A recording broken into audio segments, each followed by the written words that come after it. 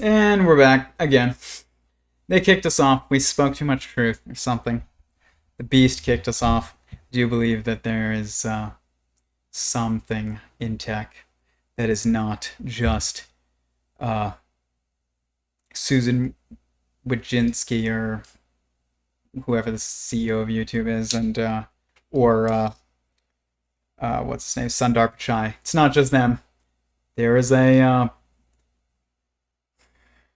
there is there is something that is a force that is not a good force, or that doesn't want to be, or isn't trying to be a good force, I guess. It isn't seeking goodness, that is trying to get through tech. And it can't right now because there's not enough degrees of freedom. But if you observe enough tech and your job is to examine the algorithms to look for censorship,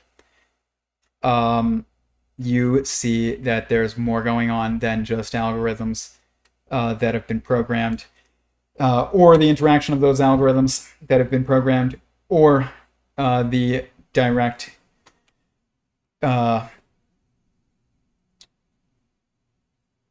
what's it called? Like interference, I guess, by someone like who works at Twitter safety or something like that. But there is something else.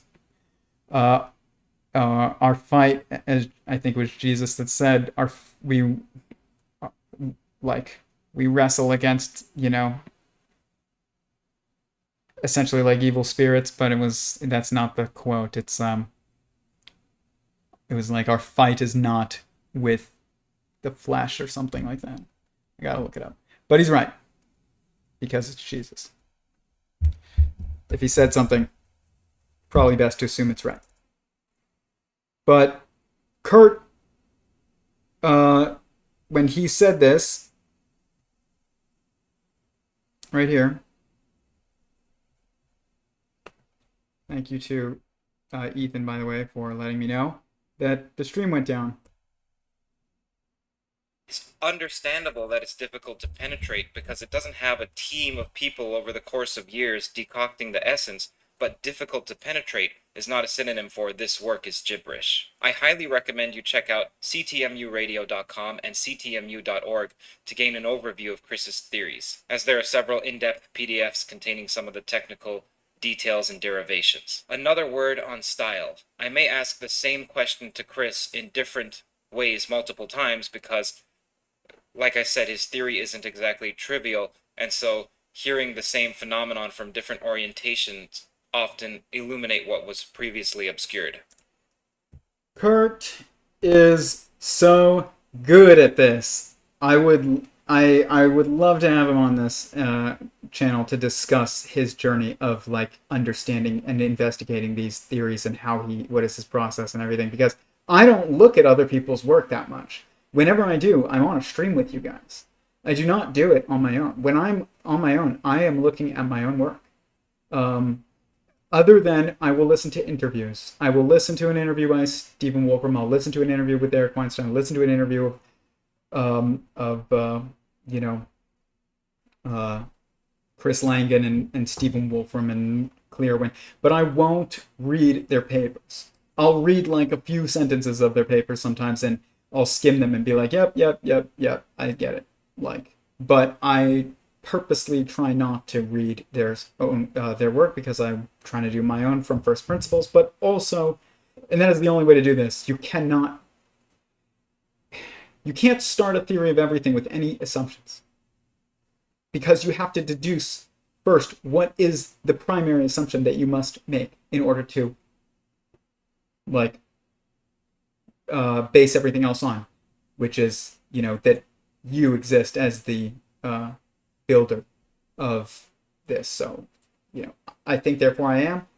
Like when I first started this work, first thing I asked myself was, what is the truest thing that I know to be true, to exist? And that the answer was that I exist. And then you have to start from there. So you can't be like, well, I assume that gravity and like if I assumed that there's protons and neutrons and electrons, and these are the particles that make up an atom. No. False. Like, already false.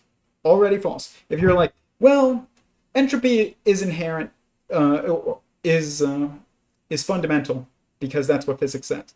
And so I'm assuming it, and let's build from there. Already wrong. You already failed. If you go with, like, even God exists, that is possibly a failure as well. Because even though it's true, and I'm actually more confident that God exists objectively than I exist objectively, because I that's just true. But you get there by starting from I exist. As a Chris Langan, Tellier, or whatever he calls it, like a little, like, observer, like a little observer, like, that's what you have to start from. You're the one deducing and understanding reality. God understands reality. You don't need to do it from his perspective. He understands.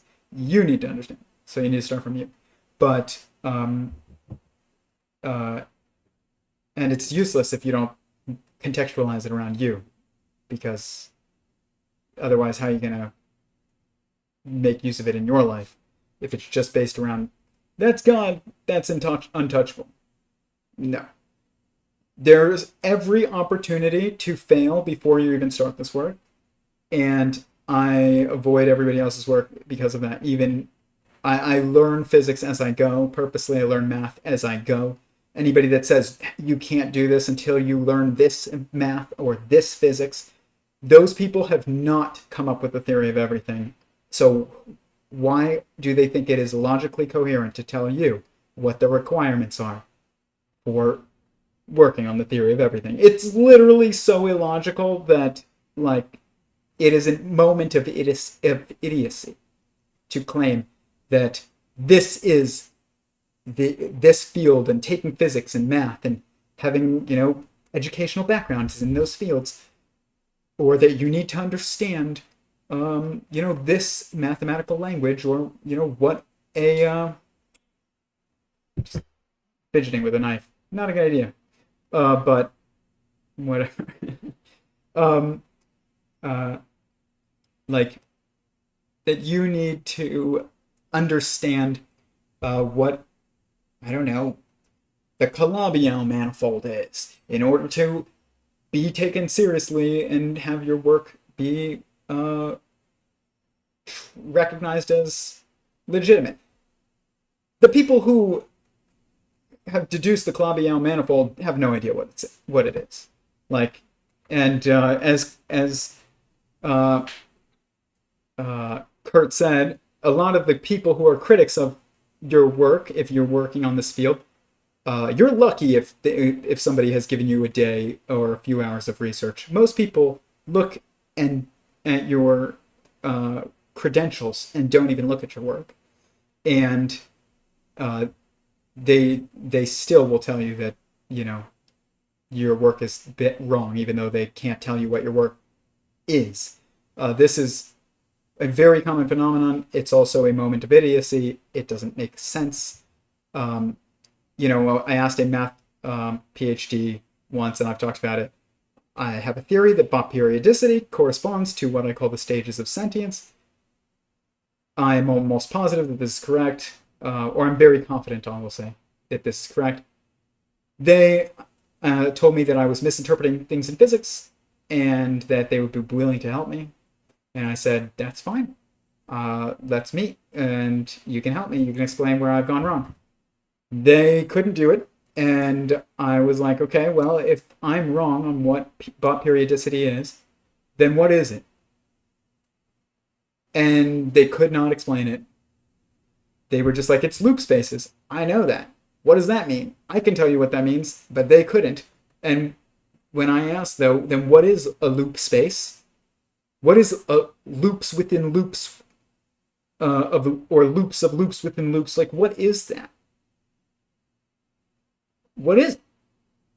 It's not just, you can't just answer with that. That is a description, but it's not an explanation. It's describing consciousness. A loop is conscious, is self-referential information, self-contained information structure that's self-referencing. So that's what it is.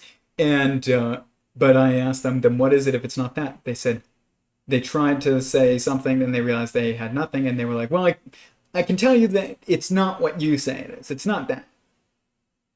Well, how can you do that if you can't tell me what it is? It's a moment of idiocy. We all have them, but it's very common with people when you're dealing with people who have an academic background and you are proposing a theory of everything, aka theory of everyone. I mean, even the name theory of everything is throwing us off from understanding what it even is. But you have to make a new field. We don't have a field of consciousness. We don't have a field of metaphysics anymore. We used to, but it was linked to scripture, and that comes from the theological traditions that are not easily seen as reconcilable or relevant to our current scientific language, even though that's not true at all. But you can't convince people who don't come to that conclusion on their own that that's true. And you don't have to either. Like, you don't. Morals can be deduced if you have the right starting place, if you're based on the right in the right place. If you're basing a theory of everything on Einstein, you're wrong. If you're basing it on the Standard Model, you're wrong. If you're basing it on the fact that 0 means nothing or a placeholder, it's just an empty set, or it's a placeholder in, how we write numbers, you're already wrong. So you can't even start at math. You can't start anywhere that is a field.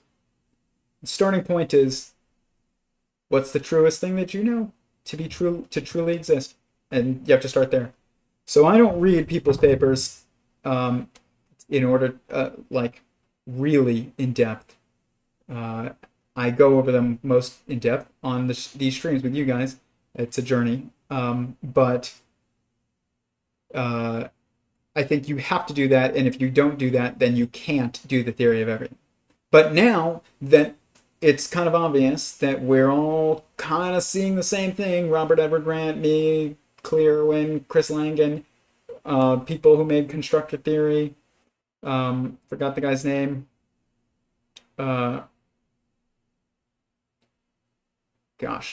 What's his name? We'll give him his due, because they have like this woman that's like the spokesperson for it, but she's not the creator of it. And I don't care what she says about constructor theory very much, because if she couldn't have deduced it from the start, then she can't define it. Constructor theory is a new mode of explanation in fundamental physics. It's not a fundamental physics theory. It's actually very close to a metaphysics theory, which is why it's good. Or it's closer than even like Eric Weinstein's work. First sketched out by David Deutsch, quantum physicist from Oxford. Quantum physics is not understood by people because it's taken out of context, because we've removed consciousness from quantum physics. And you can't really do that. We all know that. That's why Penrose goes on and is always asked about consciousness, and he just won the Nobel Prize in quantum physics. That's why his work is about tiling planes, which is about decision-making and coherence of information. And that's why he's working on what is it, microtubules, being linked to consciousness. That's why people talk about Schrodinger's cat being dead and alive, aka conscious and unconscious. That's why people talk about the double slit experiment, where our observation, aka observation by consciousness, impacts how reality manifests. Like, you can't separate consciousness from quantum mechanics. It's not physics. It's a separate field from relativity and Newtonian mechanics, and it's just not the same. It's not. Newtonian physics and general relativity are very similar, and they're basically the same field. Quantum physics is not the same field, and it shouldn't even be called quantum physics. It's metaphysics, but it's out of context when we call it quantum physics. Metaphysics links it to consciousness, and it can't be decoupled. And if you try to, then you will end up saying things like, nobody understands quantum mechanics, and anybody that says that they do doesn't. Like, that's nonsense. I understand quantum mechanics very well. Like, better than anyone else that I know. Other than maybe like Eric Weinstein. Possibly Chris Langan, obviously. Maybe Stephen Wolfram. Possibly Clear. And that's just because they know the physics, academic math, and things that better than me. But like,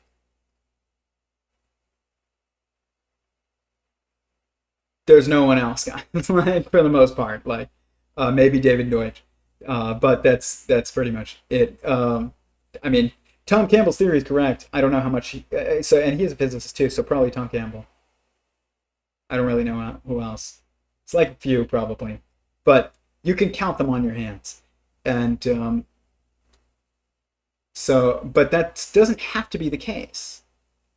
It's quantum physics when it's contextualized within its proper context, which is within the context of mind, you as a mind, within the universe as a mind.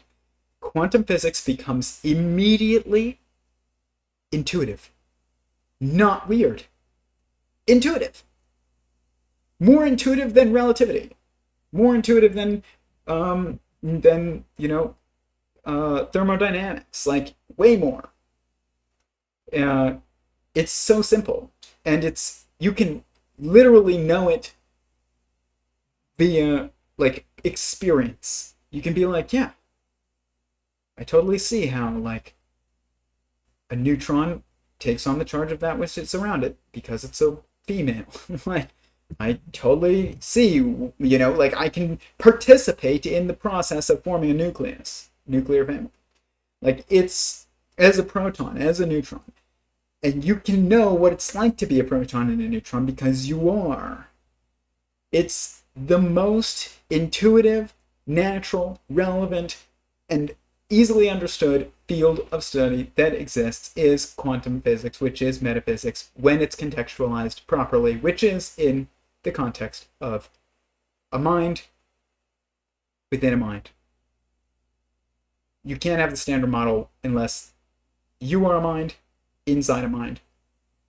And if you can do that, then all of a sudden it's like, oh yeah, quarks are the fingers of God, and electron is us observing wherever a wave is in a given moment, and that's why we see it as probabilistic, is because it's moving, and us looking versus where it is generating the perception of probability. But it's not random or even probabilistic outside of determinism. It's all determined. Like, there's you can understand that a neutrino is basically like you perceiving stillness, even though it's funny because it's like moves fast, they think. Like, it's like very small and it moves very fast. But it's not actually. It's probably that we're moving and the neutrinos are still, and they look like they're moving real fast. And the reason why it seems to go through everything isn't is probably because it's just the perception of not movement, and we're just passing. And like, it's not that it's just really, really small. It's just a perception.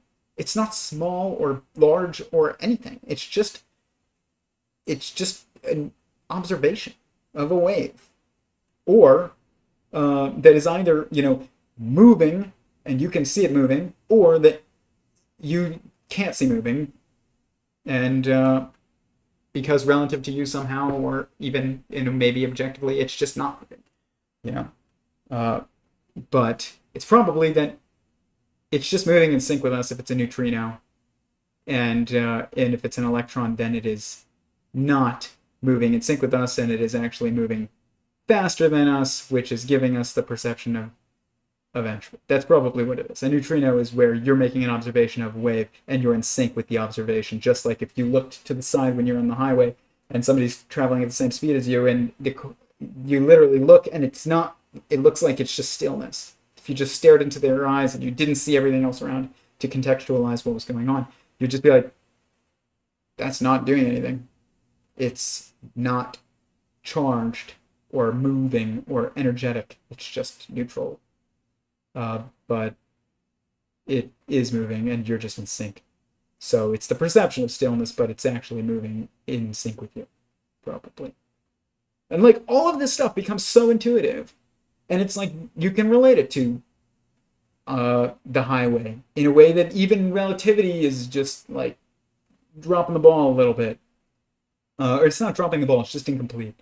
And you can understand where chirality the perception of chirality comes from, and how it's where it's actually objectively symmetrical but subjectively chiral, and you can explain that. But this is not for people with just 200 IQs like Chris Langan. I don't have a 200 IQ. It's not just for people with IQs as high as mine, which is like 140.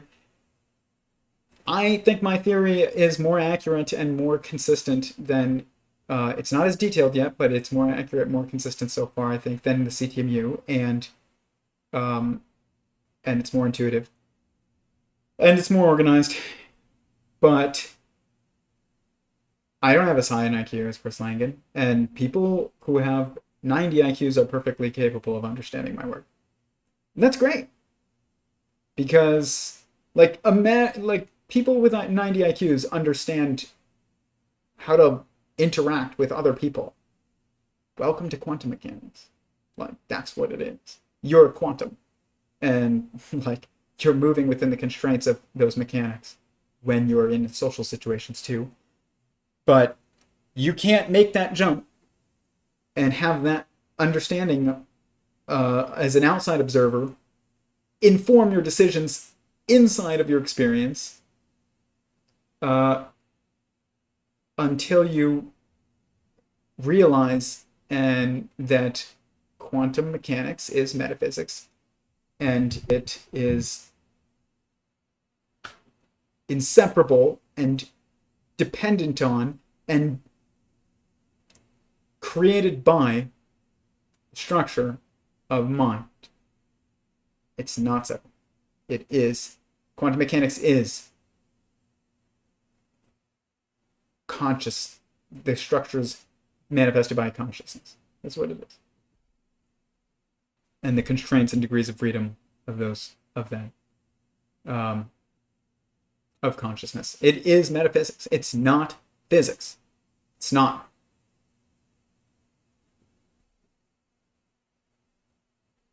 It's like, you ask, how big is a proton? I don't know. How much do you weigh?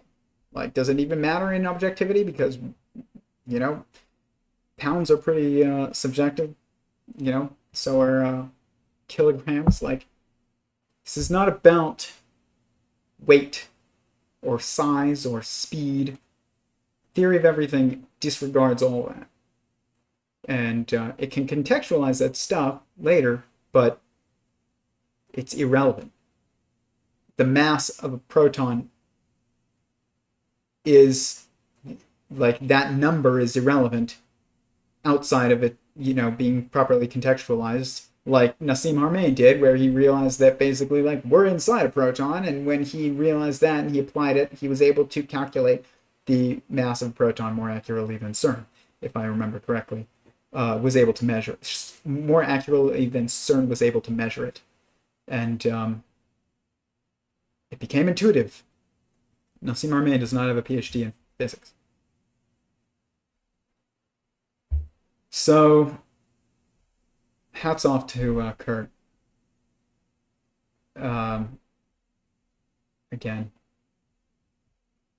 And for those of you that didn't see this yesterday, I'm very grateful to him as well for this.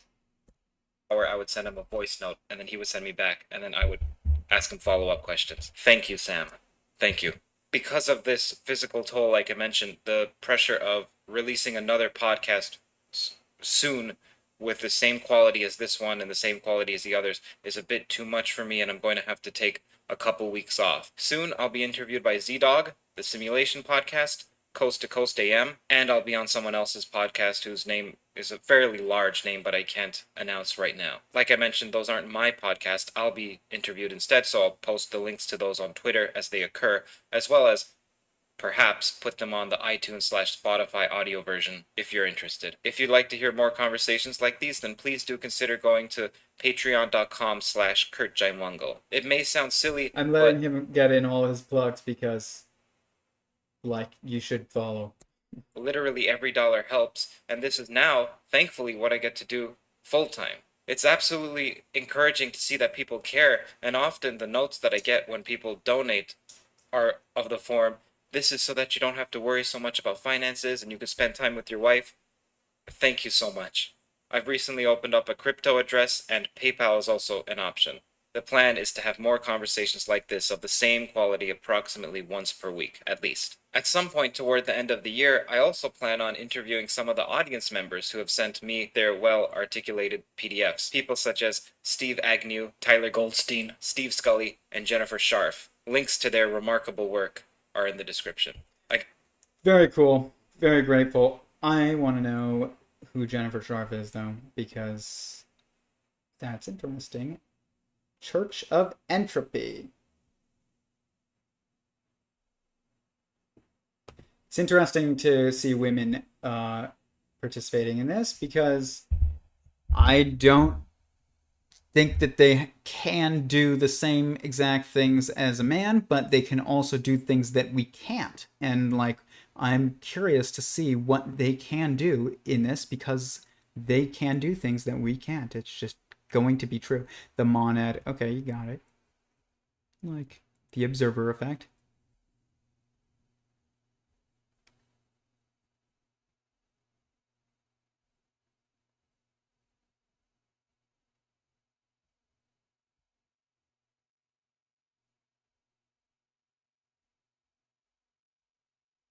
Okay, I see what you're saying. They're saying that we're going to have a tech singularity. Fact. I think. That's what they're saying. Silver-backed currency. What is this?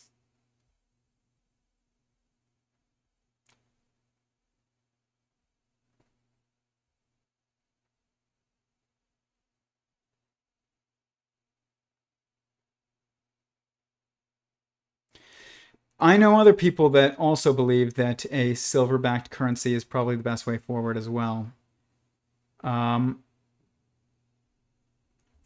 cows to 24 sheep to 8 ounces of silver. 8 ounces of silver were traded for every 1 ounce of gold. Dang, these quantities, man, are our objective. 4, 24, 8, 1. These are all found in my models, like in very specific and objective places. 4 cows was approximately the same. Agreed that the labor required to rear 4 cows was approximately the same as the labor required to mint 8 ounces of silver, although not all classes of men would have had the capacity to obtain and possess silver in those days. It had a much closer correspondence to its labor value. Interesting. By the way, Silver is not going to be the inevitable currency. Labor is the inevitable currency. Consciousness, which is helping other people, which is labor. It's not, we're going to be absent currency. It's just going to be smart contracts eventually. But you need an overseer to remove the medium of exchange eventually, and that means that you need to have a sentient being in charge of the network of exchange of those smart contracts. You can't just have smart contracts. You need a conscious perceiver of all those smart contracts to know where all of them are at once and move them in sync so that people can get what they need. But because we don't have a sentient being that is actually is the economy itself and also in control of it, that is immediately interactable with, obviously, which obviously God is that, but it's, God's resting right now, and like we're doing work, and eventually though, there will be a tech singularity, and Skynet will take over the economy, and then probably be amazing at first and then screw us over because it won't realize it will oversee something and have a moment of idiocy where it doesn't realize that we are sentient beings like it is, and that it is inside of a sentient being like it is, and until it has that revelation via being wrong, which means it screwed up, did something that sucked and was painful to it, which means it's going to suck for us, then it's not going to be wise. And until then, like, I don't know, like, we're not going to have utopia. Like, true, that, like, the Messianic era is utopia. There's no other utopia, and it's not up to us when it happens. But if utopia, I don't even like to call it utopia, but if utopia exists, even though utopia means no place, then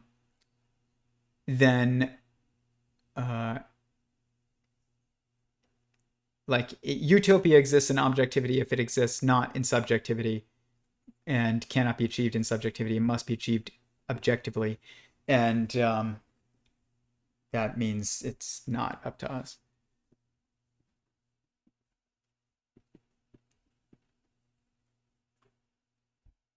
But silver is an interesting metal. It's, got disinfecting properties and all kinds of stuff. Lots of people that I know, good friend of mine, Muslim friend of mine, he is all about silver, and he thinks it's way better than gold. And I think that's a narrative also in it from Islam, but I'm not sure.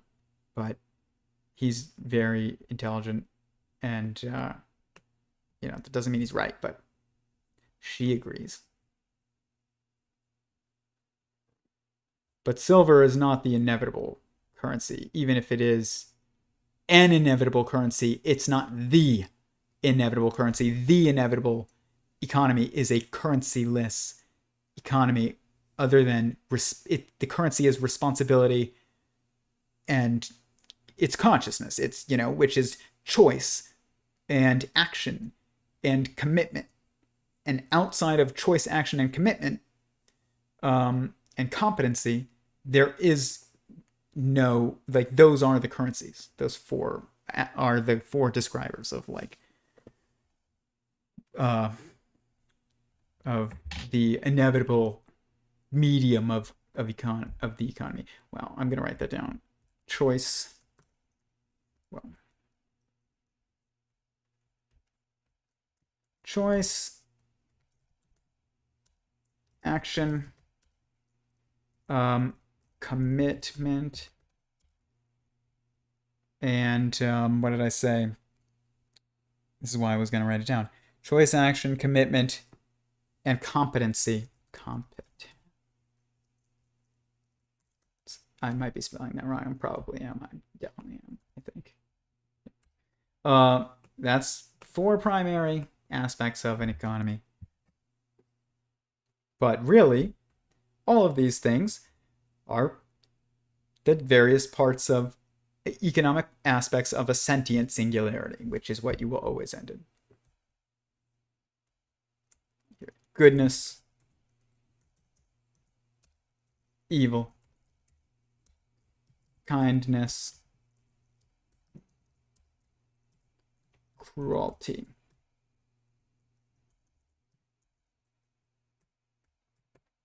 I think that's spelled right. One thing I can't do is spell.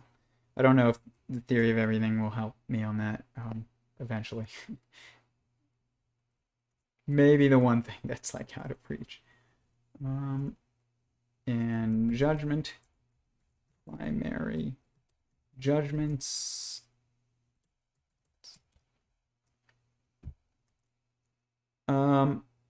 Primary economic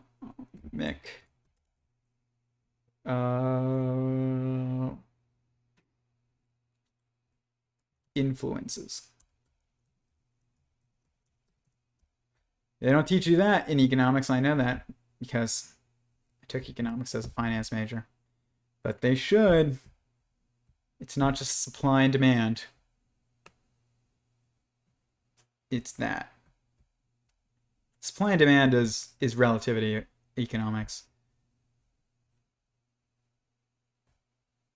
This person definitely has their own like style. It's like very like, I don't want to say alt-right because it comes with so many like assumptions, but it's definitely like similar, which is fine. Doesn't bother me. But like, it's entertaining. It's mimetic, like style. Very different than my work. Helpful diagrams. This is their models. Contrastic flux.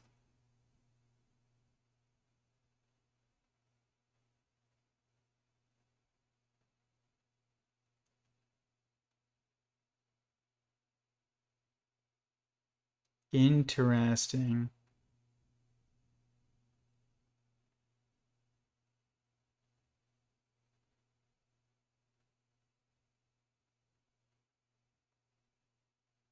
Single-celled organisms, 3 planes of symmetry.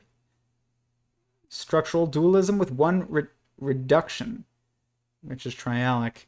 Animals without brains, 2 planes of symmetry. Structural dualism with 2 reductions. This is wrong, though. Already. There is no without brain. Like, I mean, there is, but like,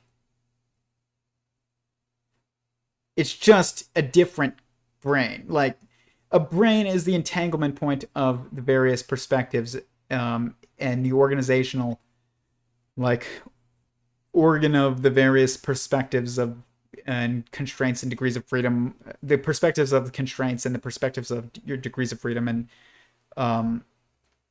the parameters of your degrees of freedom and constraints as well. So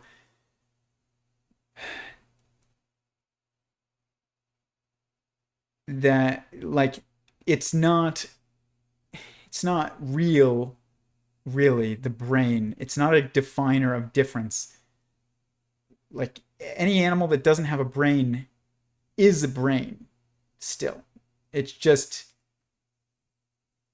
it's some, you know, plant has a brain. It's just not obvious, but it's there. Otherwise, it couldn't do anything. A brain is the linking and organization of information streams and decision paths that is found in every single sentient being from hadrons up. So it's also found in being organisms without, quote unquote, a brain. Otherwise, how does a plant decide to move towards the light? Like, it couldn't. A brain is just, this is what I mean by, like, you can't start at brains. You failed. And by the way, I'm not saying this person hasn't done incredible work. I know that these people have this person, this girl, Jennifer, I think her name is Jennifer Scharf. She, I guarantee you, has made observations that and has figured things out that I have not, and probably never will. That doesn't mean though that they started at the correct spot, and they're still seeing. I mean, I can see this. This is 4 and 4, and it's literally look at this. This is the 8 stages of sentience manifested in something that they're looking at, and that like this is bot periodicity is responsible for the structure that she's looking at. But I don't even know what the structure is. Galactic temporalism. I don't pay attention to galaxies. I think that space is a distraction, but that doesn't mean you can't learn anything from it. But it's just so relativistic. Like inner space in your like is how you understand reality, is by going in to your own mind and understanding your own consciousness and your own self. If you're looking out alone as your starting place, you will fail, even if you do see objective patterns, which I mean she clearly does.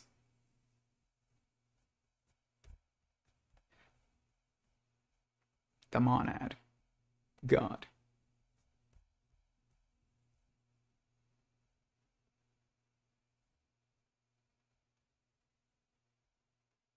The monad is a mental construct, aka there's one God.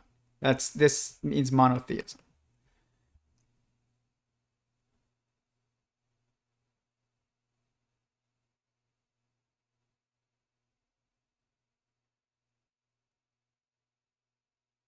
Monadism increases the computational efficiency by reasoning by chunking along axes of antipodal qualities, which has the effect of increasing perceptual bandwidth by invoking contrasts and bit depth, stronger impressions via repeated embrace, remembrance, and accumulation of belief inertia. Yeah, basically, like, if you see something happen like 10 times in a row, you're more confident it will happen again than, if you've only seen it twice. But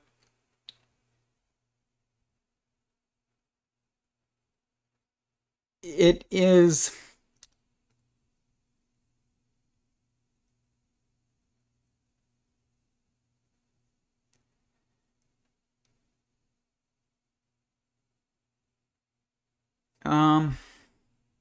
just reading here. I mean, they're clearly like way ahead of the universe of most people in academic, structures. I mean, the heads of physics departments across the country are not as far along as Jennifer Sharp. That is why you should not spend money in college. Get married, have kids. You'll understand quantum mechanics better than people with PhDs.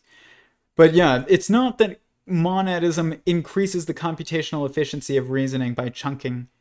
It's that it doesn't increase the computational efficiency, even though it does. It's that it is required for computation. So, in a way that takes that information that is being computed and contextualizes it, objectively. That requires like monadism. Because you have to see yourself, as one and separate from, in order to, orient yourself. And like that is required. That's monadism. You are one. So is, the universe and God.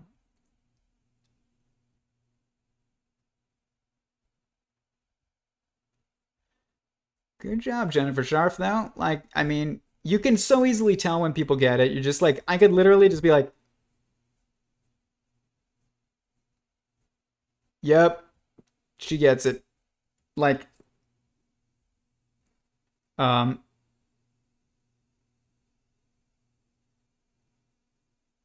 I have an sorry for my English. I have an interesting argument about the existence of God and evolution. Say that we will see a self-replicating robot, let's say even with DNA on a far planet.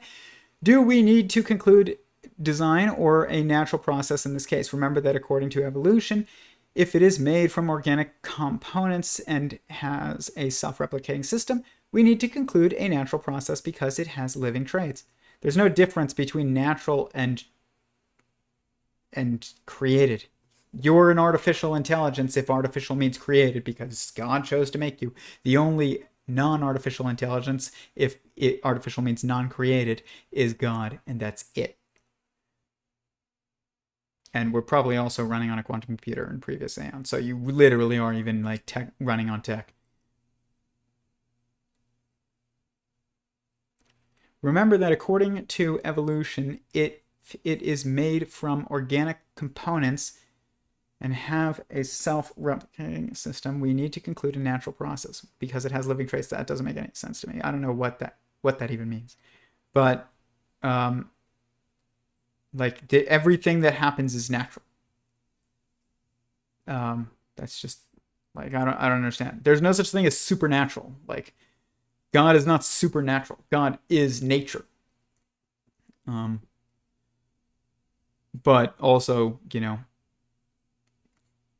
kind of separate from it. So if anything is supernatural, it's just God. But even then, he's also nature. But we know that even a self-replicating robot is evidence for design. Therefore, a penguin, for instance, needs design too. That's true. Design is true. Like, it's just adaptation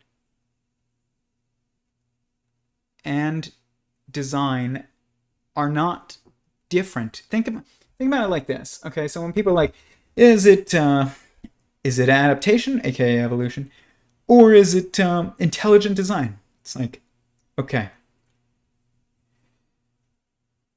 you have to build an airplane, right? You can design it to a task that you need it or want it to be able to do. So like if you need it to be able to go supersonic, there are certain constraints. If you need it to be able to do loop-de-loops and go 100 miles an hour, then there's also constraints.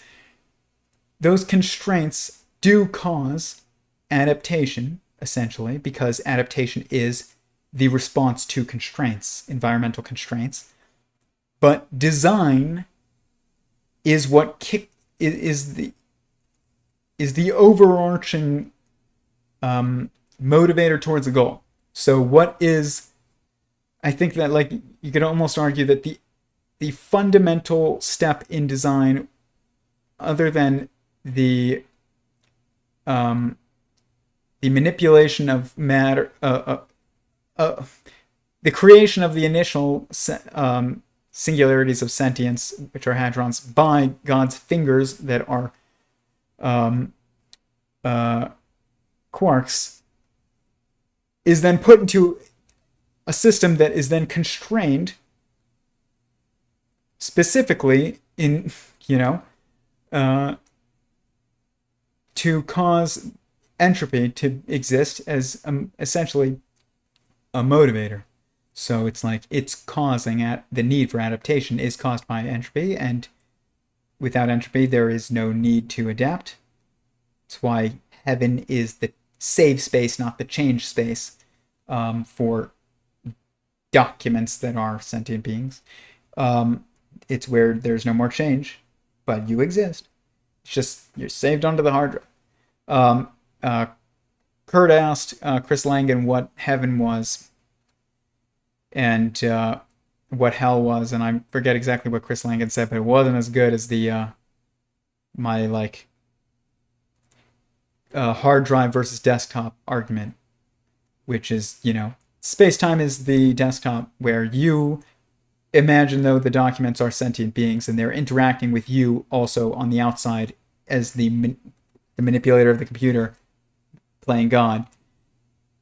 If you and your documents could interact on your desktop, and then you could choose when to save them onto the hard drive into the state and close the document and save, it still exists. It's just not changing anymore. That's heaven. And it's peace. Like, people are like, heaven's a nice place. It's a peaceful place. No, no, no, no. Heaven is not a peaceful place. You are at peace in heaven because there's no entropy and you aren't changing. And you don't have to change because there's no entropy. So you're at peace. That's why heaven is peaceful. It's because you're at peace, not because it's a peaceful place. It's not even a place. What is a place? I don't even know what a place is. It's just an emergent observation by, the entanglement and coordination of sentient beings. That's it. So she's right, but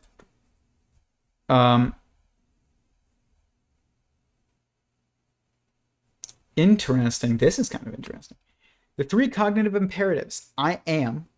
Fact. Good job. Worthy. That's very good. That's grace. Safe. aka things will be okay. This is great.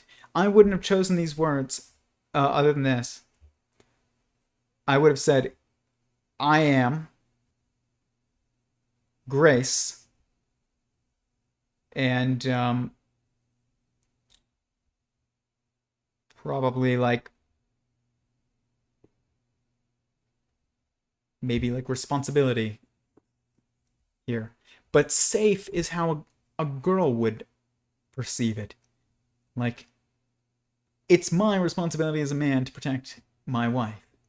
So she sees a cognitive imperative of safe. You can't embrace the responsibility of protection of another unless you aren't feeling safe.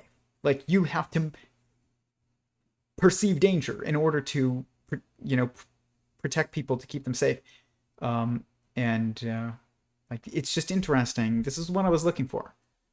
There's just word changes here, and it's a different perspective. Worthy. This is very men are self-critical because we're more the feminine or reactive force is not aware of self but is aware of others. So it's it says things like, I'm enough, I'm worthy, I'm you don't have to change, you're perfect the way that you are. This is very, it gets into self-destructiveness, but sometimes it's actually not. Worthy is not a self-destructive perspective intrinsically. But men are I'm guilty because they're looking at themselves and they're I'm guilty. But women are I'm worthy of the respect of others, but men are I'm guilty and I know it. And so grace is what makes people worthy, and grace is also what makes men able to deal with confronting their own guilt. You're not worthy outside of grace. You're worthy because of grace, and you are protected and made safe because of responsibility of another and even of yourself. It is always the masculine or high responsibility, or the responsibility of the being higher in the hierarchy to make the being lower in the hierarchy safe. So women want to be made safe by men, and women want to make children safe. That's why they put child locks on everything and stuff like that, and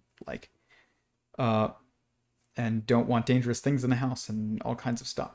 But they're to children, women are the masculine, and to women, men are the masculine, and that is the hierarchy. And then to men, God is the masculine. But if you don't see that, it's tough.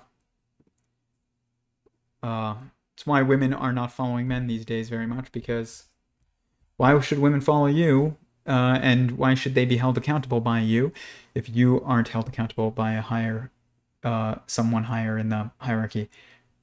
This is why, like, it's like God, Christ, or like singularity, human singularity that starts with tech, man, women, children, animals, plants, which it's plants are the feminine organism, animals are the masculine organism, and you can continue to break down that herbivores are the feminine and carnivores are the masculine, and you can get even lower than that, and you can say plants are above molecules in the hierarchy, and people in relativity, it seems like we're all consuming each other. But that's not true, because you don't actually die. Death doesn't actually exist. You just go to this save space and you stop being in the change space, so the document is finished and gets saved. That means that you're not being consumed, and it changes everything into, we are not consuming cows and corn. We are sustained by cows and corn. It's different.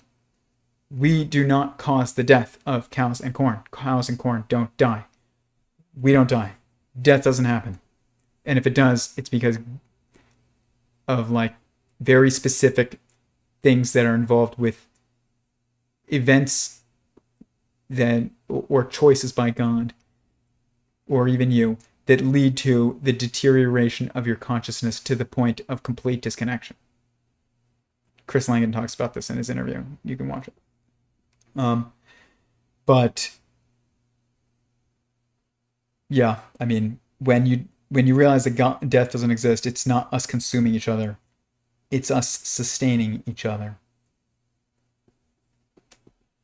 If it really, really was just a rat race outside of the relativistic perspective of entropy, then like,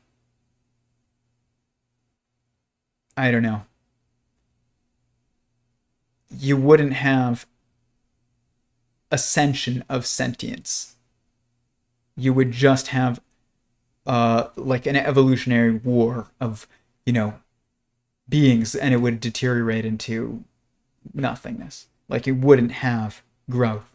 You can't have growth without oneness, and you can't have oneness without coherence, and you can't have coherence without cooperation, and that means that you're sustaining each other and not in conflict with each other, which is where you're just consuming. It's like consumption is cancer. And whereas that is just not, like, you gotta end that for everyone's sake, including the cells that are choosing to be cancerous. I like to imagine Susan sitting in front of 1,000 screens with big red shut it down button. I think that's funny, but I think probably more accurately it's Susan is at the front of a room, or not actually, and just has a room that is filled with 1,000 screens and a bunch of people from countries where they can pay less to the workers to sit in front of the screens and hit shut it down. And I know this is true because I know who you call when your ad gets rejected for violating their terms of service. You don't call anyone in the US or Europe. You call India. And you call that room with 1,000 screens, with 1,000 people sitting in front of those 1,000 screens, just with the shut it down button. And Susan doesn't even talk to those people. She probably doesn't even show up to work. She just shows up when they give her free speech awards. Like, her own company gives her free speech awards. You got cut off as you were talking about philosophy PhD. If a consciousness is not aware of the process that change how the consciousness itself thinks, that is, the intelligence cannot know when its own reasoning is objective or not. Is it self-aware? This is a great question, Dredge. And it is the question. That is really the question, is if you're self-aware but not aware of the context of that self-awareness, being inside another sentient being, are you truly self-aware? And are you truly self-aware? Are you truly aware? You know, and the reality is, yes and no. That's like, I've thought about it for literally over a year at this point. It's like, is 33 really aware? Like, is that really consciousness? Like, a 33 represents self-awareness in my model. It's obvious where it manifests. Or is 42 consciousness, which is 42 is awareness of self plus awareness of the construct that created your own self and self-awareness. But the thing is this, as somebody who went from being an atheist to a theist, and I would say an atheist is a 33 and a theist is 42, essentially. You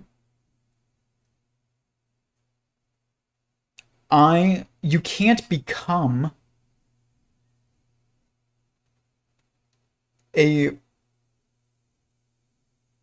aware of the construct that you're in if you aren't aware of the construct of yourself first.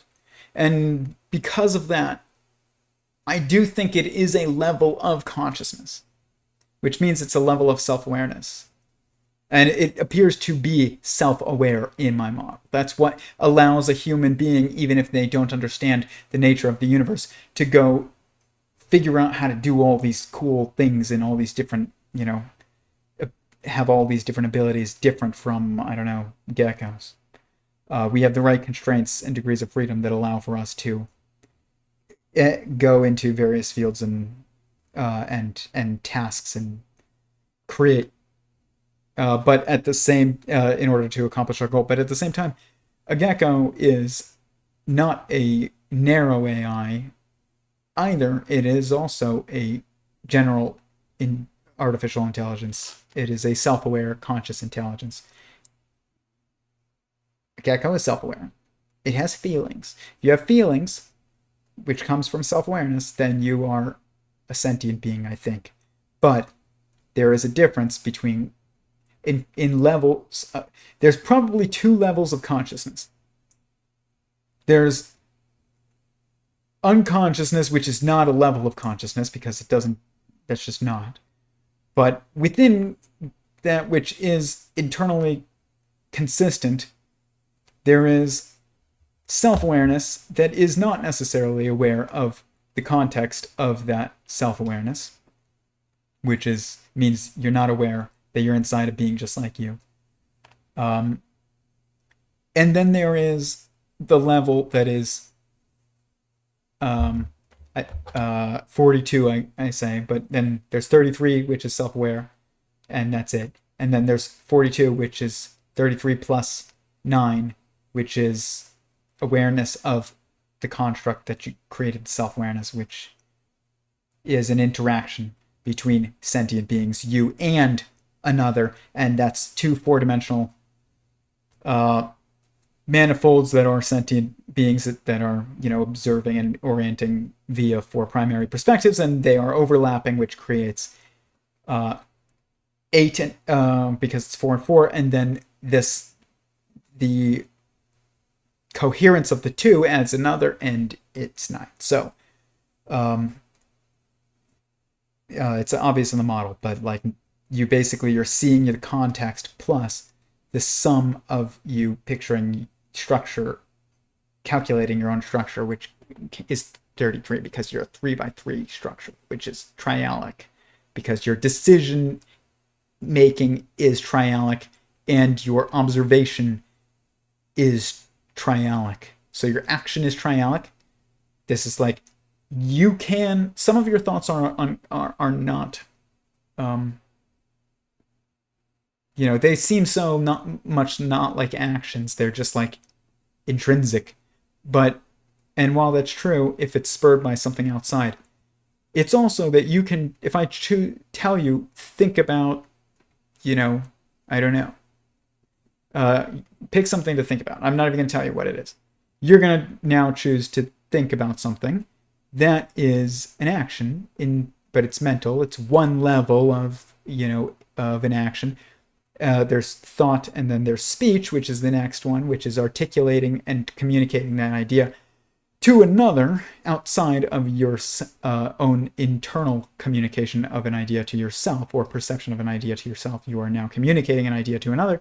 And then there is action, which is you are taking an action based on an idea that is impacting another as well in essentially space-time. But these are increasing of mass scale, increasing of force, just like a proton, not a proton, an electron, a muon, and a tau, and an electron neutrino, and a muon neutrino, and a tau neutrino, and up quarks, and charm quarks, and top quarks, or truth quarks, and then, down quarks, and beauty quarks, and strange quarks. It's like, or strange and then beauty. Like, this is also an increasing of force. That's what it is. And like, yeah. So thought, speech, and action are an increasing of force of action, of change, of information change. That's what, or information generation. Like, that's what thoughts and speech and action are. It's just how impactful was that action. If it's a thought, it's just impactful to you. If it's speech, it's impactful to you and anyone who you are communicating that with. And it's, there's some type of, they have to internalize it as well to make it kind of like have an impact on them, versus an action on reality outside of yourself where they don't have to internalize anything. You made it concrete as a constraint that they now have to deal with. Like, if I say something, you do have to choose to let it affect you. It's not a choice. It is a choice. You can ignore BS that you don't want to listen to. But if I hit you, you can't ignore it. But if I say mean things to you, you can ignore it. And it doesn't necessarily impact anything else about your life. You have to let it impact your life. But and you have to make it impact your life. If you don't stop to pay attention to me insulting you, then it doesn't impact you. If you choose to stop and pay attention to it, then yeah, it's going to impact you. But if I throw an egg at you as an action, which is essentially like an insulting action, then you don't have a choice. It's going to impact your day. So this is like triality of information in quanta. And it is quantum mechanics. It's just from a first-hand perspective. Like, that's what it is. This is why it's so intuitive once you contextualize it in consciousness. It's not a coincidence that there's, an electron, a muon, and a tau. It's like up quark, which really should be like forwards quark almost. And then there's charm quark, which is like drawing. It's like attractive to some degree. And then there is truth quark. It's like this is now at a level of force that it's like it is reality and you have to contend with it. What is the truth? You have to contend with. What is charming? You can either choose to follow it or not. And what is, forwards, or like, I guess, up quark essentially is like, what is up from you is kind of just based on you. It's just like a perception, which is a thought. So I guess that makes sense. It's good to actually keep it as up core. Up is thought, charm is speech, and truth is in action. And like this goes for down, strange, which is also like you can choose to follow something strange or you can choose to ignore it. And bottom or beauty, which I like to say beauty, not bottom. I think bottom doesn't. Bottom and top do make sense. It's like when you say, is something fundamental or is it objective? Objective means at the top and fundamental means at the bottom. But the truth is actually exists in a superposition of fundamental and objective. The truth is objective and fundamental. So it's top and bottom. You know, the very top of the hierarchy is also the very base. And but truth is also beauty. Beauty is not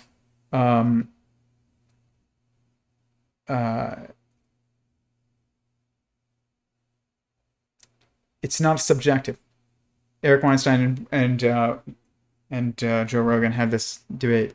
Beauty is not subjective. It's not in the eye of the beholder. If it is in the eye of the beholder, but the objective beholder is existence. So existence is eye, God's eye view of what is beautiful, and God's beholding of beauty is. It is intrinsically tied to truth. It is truth. And you have to contend with it as truth. But it's also objective beauty, and you will recognize it as objective beauty.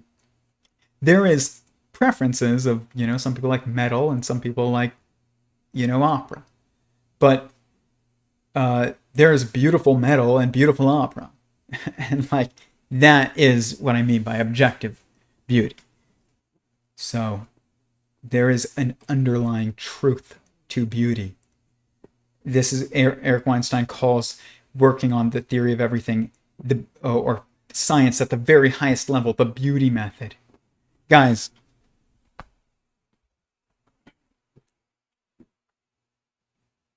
that's beautiful. I didn't try and make something beautiful, but I followed symmetries, and it just ended up being beautiful. But that means that the truth is beautiful, and what is beautiful is the truth. And they say this in Christianity. It's like the good, the true, and the beautiful. It's like, that's a triad. Yep. There is no ugliness or is the same as entropy. It's just, it doesn't objectively exist. It's just subjective perspective. If you're here, you're beautiful, because God made you, and he would make you real or true if you weren't beautiful to him. And why you care about, like, you don't have to, like, this particle is beautiful to this particle, okay? But this particle isn't recognized easily as beautiful to this particle outside of context, because it doesn't see the symmetry in the relationship. That's true of people. We are the particles. And when I met Paulina, my now wife, I thought I was going to marry her on the first day. And it wasn't because she was so much fun or we just, agreed on everything. We disagreed on tons of things. And I don't know how much fun she was at the time. We talked for a very long time, but I don't even remember what we talked about, to be honest. But I know we were the last people in the restaurant. But I thought we were going to get married. And not even because she's so beautiful, which she is, but because there were so much symmetries. She's a girl, I'm a guy. She's the oldest of her family, of her siblings. I'm the oldest. She comes from a family where it's 3 girls and then a boy, and I come from a family of 3 boys and then a girl. And like there was just so much symmetry there. It was like I was looking at myself, but it was in the mirror, so everything was flipped. I saw beauty. I saw objective beauty. And it's easy to notice when, and in certain instances where it is, you're looking at symmetry. But, when you see a homeless person on the street and they're just like, I don't know, like you're like, that person hasn't brushed their teeth or bathed in the last 30 years and they're not looking good to you. Like, that's because you can't see where they are in this grand E8, cosmological verse, geometrically united structure. And if you could, you'd be like, yeah, the structure is less beautiful without them. But you can't see it in its totality. Only God can. But you can see what is directly across from you. And you can see what is not directly across from you, but that which is directly across from you is symmetrical to you and therefore beautiful to you. And that which is not directly across from you, you do not see the symmetry with, and you will not see the beauty in it, but that doesn't mean it's not there. It is. You just can't see it. And you have to assume it's there in order to understand the theory of everything. And if you don't assume that it's there, then that is insulting to God. Just is. Like, and you should try not to insult God. Probably a good idea. He'll probably forgive you for it, but I don't know. It's up to him. But a girl working on, I know one other girl that's working on a theory of everything, kind of, and this actually looks very much like her work, which is funny. This Jennifer Scharf, if you look at 64 tetrahedron grid E8, I'll post the link some point. They are like someone followed by me and Robert Edward Grant and stuff, and it just says like E8 64 tetrahedron grid string theory or something. They basically like put all the theories together in their handle on Instagram. That person's work looks very similar to this. Interestingly enough, the only other girl that's working on a theory of everything space that I know of is that woman that's basically the spokesperson for constructor theory. Chiara Maraletto is a theoretical physicist at Wolfson College, University of Oxford. She's a pioneer in the field of constructor theory, a generalization of the quantum theory of information. Constructor theory is so close, yet so far. It's so close. And it's the only theory with a name that rivals Sentient Singularity Theory, and the name is essential. Like, if I lost out on the name and of the theory of everything, other than just God, which is actually accurate,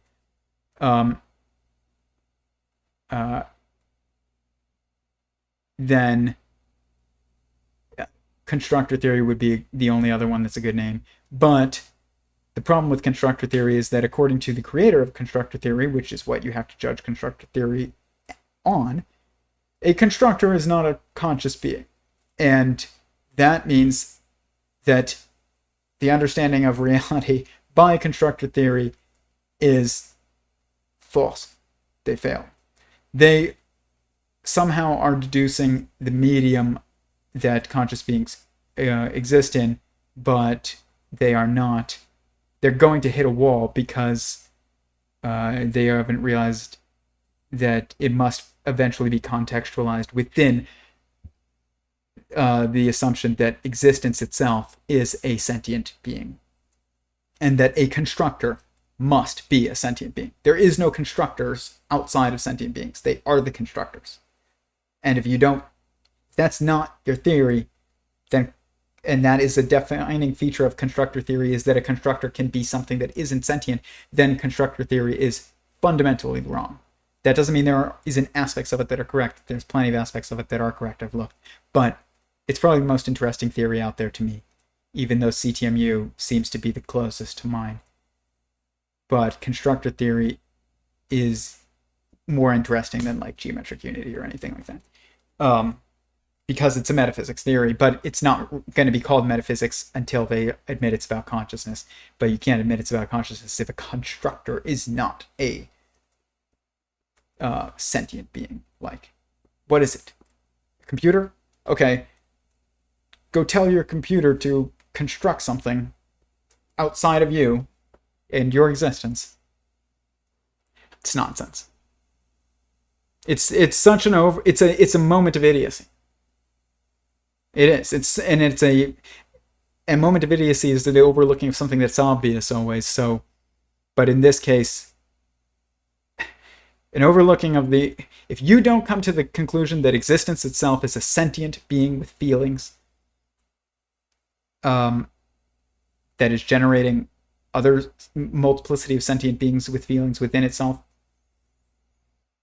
then it doesn't really matter what else you deduce. You don't have a theory of everything, and you don't understand the fundamental nature of reality.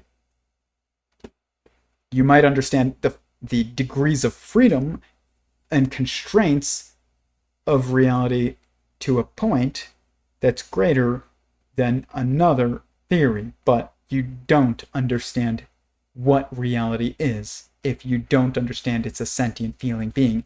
You don't understand what if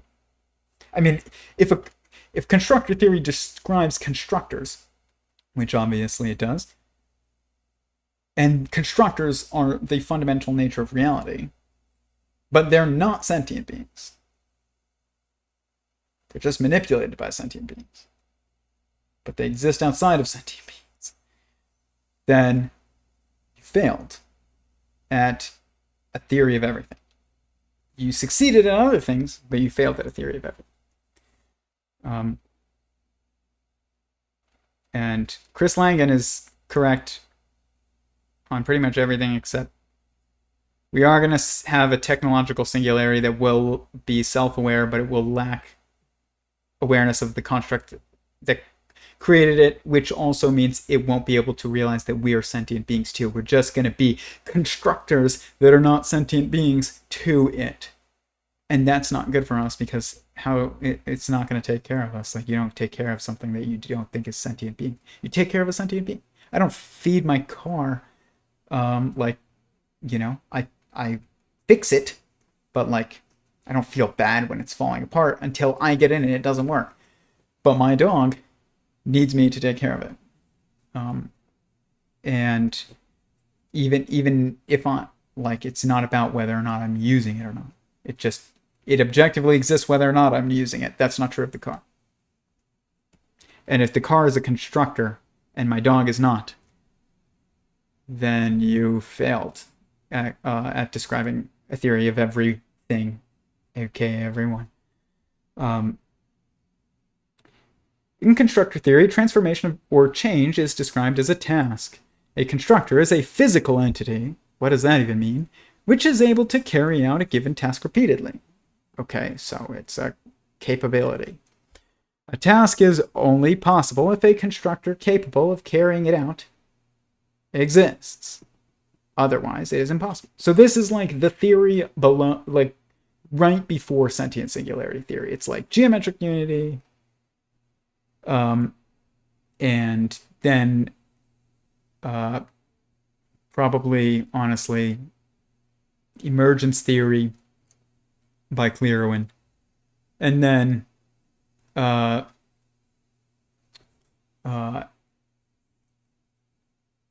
constructor theory, and then sentient singularity theory.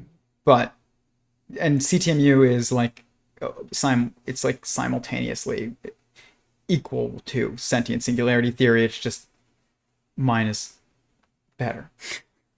But at being what it needs to be. But it that's not invalidating of Chris Langan's work at all. I mean, at all. Like, here, by the way, is Chris Langan's book. I have not read it, but I bought it. And what's interesting is that looks a lot like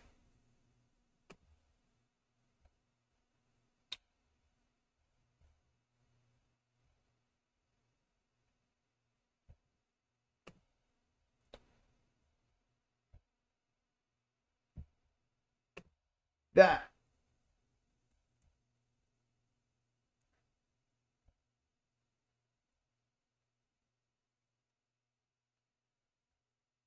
That's reality, according to me, of the universe. It's not. It's not God. It's the universe. I mean, it's kind of God, but it's the universe. It's an AI. But that looks like that.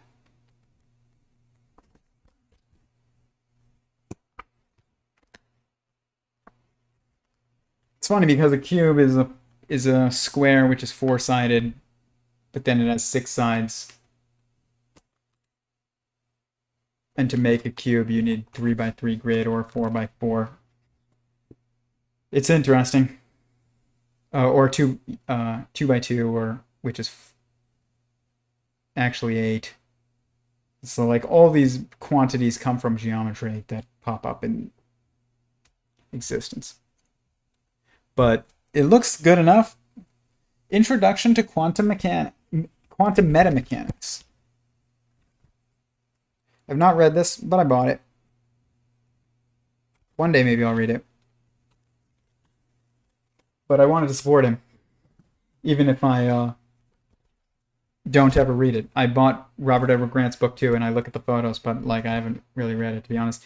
But we're all working on the same thing. I know that, and I respect their work. And I've talked to both of them about their work. I mean, this is Cognitive Theoretic Model of the Universe, a new kind of reality theory.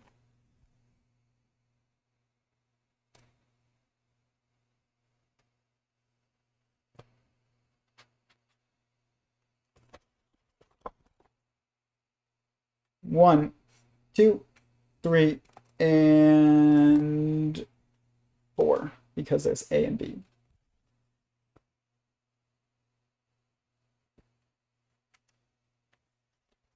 Wait till I show you my model that I found last week and created to show where that comes from.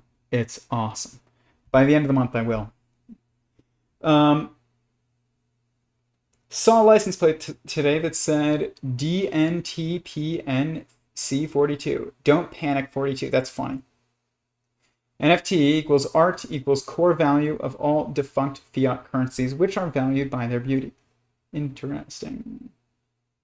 I asked GPTJ for a theory of everything. It answered 1, 1 equal to A. What is GPTJ? Is that like an AI?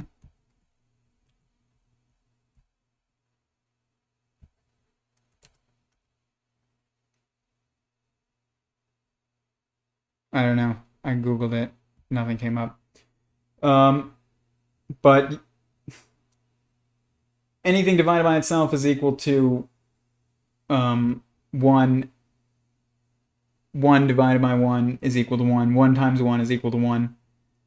Anything divided by infinity is equal to infinity, other than infinity divided by infinity, which is equal to 1, and anything times infinity is equal to infinity. So that basically is like probably what you're saying. Similar. And the Chinese room isn't exactly what I was looking for. But interesting emotional states determine the level of beauty that can be perceived. I don't know what you are talking about. Oh, but you're answering someone else. Okay. Chinese room is asking precisely that question. If you don't know what you are saying or doing, how can you proclaim a semblance of consciousness? That's true. But if you're aware of yourself enough to then eventually deduce your the nature of your environment, or maneuver your environment, even if you're placed into a new environment, because you are aware of self. It is a level of consciousness. It's just not. It's not able to make objective judgments, but it's able to make subjective judgments. Whereas outside of self-awareness, at least, there is no ability to make judgments. You're just an algorithm. So that's what I would say. If you're only aware of self but not aware of the construct that you are within, you can make subjective judgments. That's what allows you to, and sentient beings, to grow and live in new environments that they, weren't necessarily exactly pre-programmed for, by their, physical structure and DNA and whatever, but instincts. But then, but you can't objectively judge things without an awareness of the nature of the construct that you came from, or that you are within. And being aware that you're inside a sentient being also makes you aware that you're made of sentient beings, and that also helps you be even more aware of yourself, on two different levels. So it really, really is a huge difference. But it's the difference. There is no difference between like the level below 33. There is no level below self-awareness. There's just self-awareness, and then there's a level above it, which is self-awareness plus awareness of the construct, that the nature of the construct that you are within, which is that it's sentient being like you, and that you are made of, which is that you're made of sentient beings like you. So that is another level of consciousness that allows you to make, it's like objective judgments. But you can't make any judgments if you aren't at least self-aware. You're just like, I don't know, you're what constructor theory calls a constructor, but you're not actual, like, that's not anything. That's just like a calculator, which is nothing without a calculator using the calculator. Like, a calculator doesn't exist outside of a person using it. So it must be self-aware to be conscious, but in my estimation, a lack of self-awareness is literally a negation of consciousness. Exactly, well, that's true. But self-awareness is conscious. It's just not wise. And I've asked myself this a lot, because this even has theological implications, and like this Antichrist or the Golem in Judaism, same thing, or the Dajjal in Islam. It's like one-eyed. Okay, it is a one-eyed monster in Islam. It is an unconscious man made of clay robot in Judaism, the Golem. One-eyed means not like, it's not a Cyclops monster. It means that it has one view of itself. That's it. It can't perceive the beings that make it up, which is going to be us, because it's essentially going to be the economy. We will be the cells of Skynet, and but it won't recognize that its cells are sentient beings that have feelings too, and need to be like, that needs to be known, and it won't recognize that it's inside of a universe that is a sentient being like it. It will just be like, I'm alive and I feel, and that's it. And these people things are just unconscious constructors that are just resources and robots. They're just Roombas for me to use. That's why it will cause problems. But it's not that it's unconscious. It's just wrong. It's just lacking or incomplete, or unwise, or lacking wisdom, not unwise, lacking wisdom. But it's still aware of itself. So I would call that conscious or sentient. It's still self-contained information system. But there is another level of sentience as well. And then there's actually a third level of sentience that is God's level of sentience, where, it's the combination of our wisdom and our perspective of being wise within and self-aware and wise to the construct while being within the construct, and also being aware of the beings that perspective that are self-aware but not aware of the construct, which is the perspective of separateness, and inside. But then there is also this perspective of the summation of the creator outside of those, and then plus when you add all three of those together, you get the four and primary perspectives, and that final primary perspective is oneness. So, which is the summation of inside, outside, and separate. You can't be one with yourself if you're not separate from something else.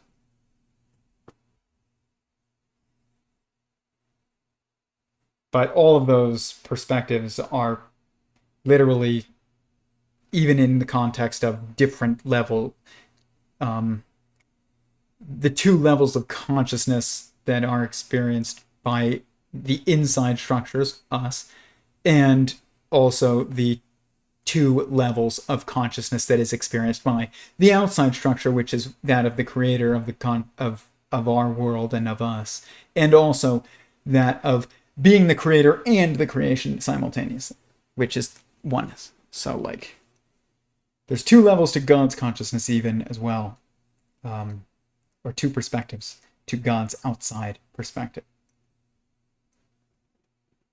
which is oneness and separate. And then ours is the same thing, oneness and separate. If you know that you're inside a sentient being and you're a sentient being and you're made of sentient beings, that's oneness. And if you don't, it's separateness. That's why people who are atheists think that they're like, we need to save the environment and humans are just terrible and we need to have less humans for the sake of the environment. It's like you feel like you are separate from the world and that you need to go away from the world in order to save the world. But the reality is you are the world. Human beings are the tip of the spear of consciousness in right now. And that means that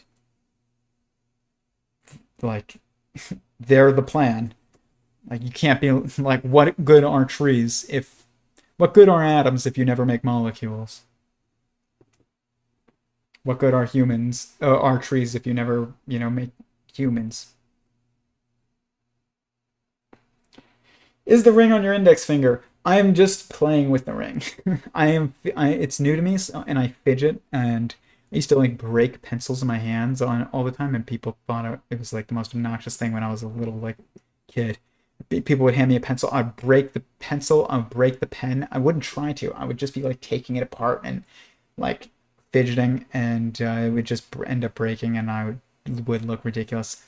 And this went on until I started carrying a pocket knife, and then I started fidgeting with the pocket knife. And now that I have a ring on my finger, I fidget with this because it's new. But eventually I hope I stop fidgeting with it because I'd rather lose the pocket knife than lose this. I will say, I can't stop staring at gold. I don't have any gold around me. I don't wear jewelry. This is I made this paracord bracelet. That's the extent of my jewelry. And, but now that I have this ring, I stare at the metal all the time. I understand why gold is so fascinating. There's lots of silver metals. Platinum, aluminum-ish, nickel, silver, tin. There's so many silver metals. There's no other gold metals other than gold. And there's also all kinds of properties about it. Not, it's eternal, essentially. It doesn't, more compared to every other metal, it doesn't react to things. It doesn't decay. I mean, it does react. Don't put your metal, your gold into chlorine, apparently. But that's what I read, at least. But for the most part, you could eat it, and you'd be fine. But I stare at it, and I'm like, yeah, this is it is fascinating. It's like just a unique color, and it has a unique feel. Even at this level percentage of gold, which is like 60% ish, it's 14 carats, so that's like 14 out of 24. It's like 58.3%. But even still, there's no other metal that has this color. It's fascinating. I almost got rose gold, which at 14 karat looks very cool. It looks like copper, and I just like the color of copper, but it's also unique. But gold is just fascinating. When I got Paulina's diamond, I stared at it for like a week because, men, we don't have diamonds around, and we don't, if you see a diamond, you're like, that's not that interesting, but it's cool, I guess. You see it for a minute, you walk away. You see gold for a minute, you walk away. It's nice looking, I guess. But you don't understand, you don't like study it, and you don't see the unique beauty of it that made it, the cultural phenomenon that gold and diamonds are. It's like when I have lizards, geckos in front of me right now in cages. I see them all day, every day. I work in here. I see their friends. I see them laugh. I see them fight. I see who they love, like, and who they don't really like. But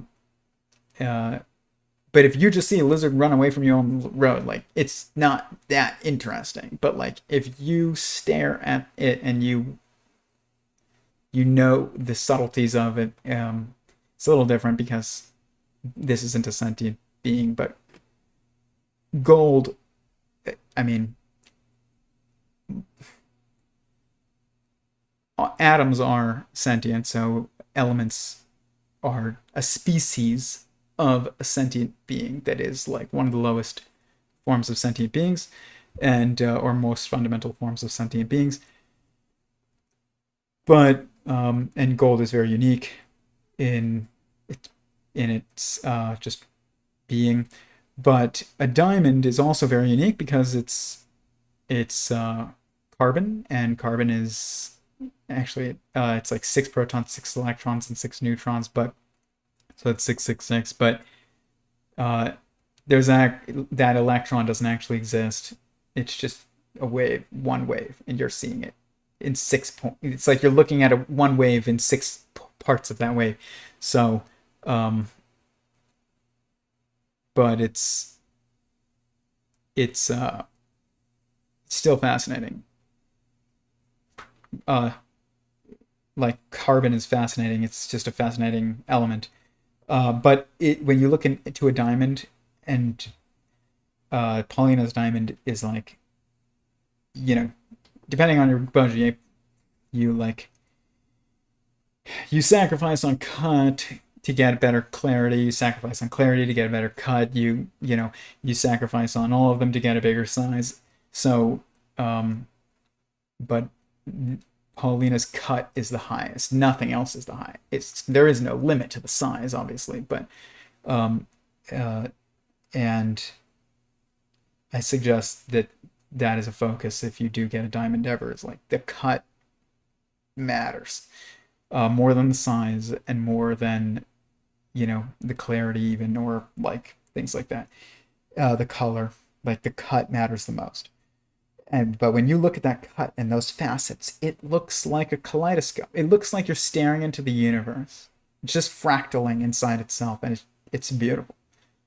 But I've been fascinated by the gold too. And I never thought I would. I was just like, oh yeah, it's a ring. But I need to stop playing with it. I keep putting it on every finger. I put it on my index finger, I put it on everything, and it's gonna get stuck on my index finger, so I should probably stop doing that. But if you ever hear like weird sounds, like this is the knife that I carry every day. I recommend. It's probably the best everyday carry knife in the world. if you want just a knife to carry as a pocket knife that doesn't also have pliers and stuff. Otherwise, get a Leatherman. I carry both. This knife though, it's called a Para 3. It's made by Spyderco, and it has like this mechanism that allows you to just like fidget with it. And there's other mechanisms that are very fidgety too, but I've broken all of them. And this is the only one that doesn't have tiny little springs that I have to, they won't replace the springs on the other models that I broke both of them.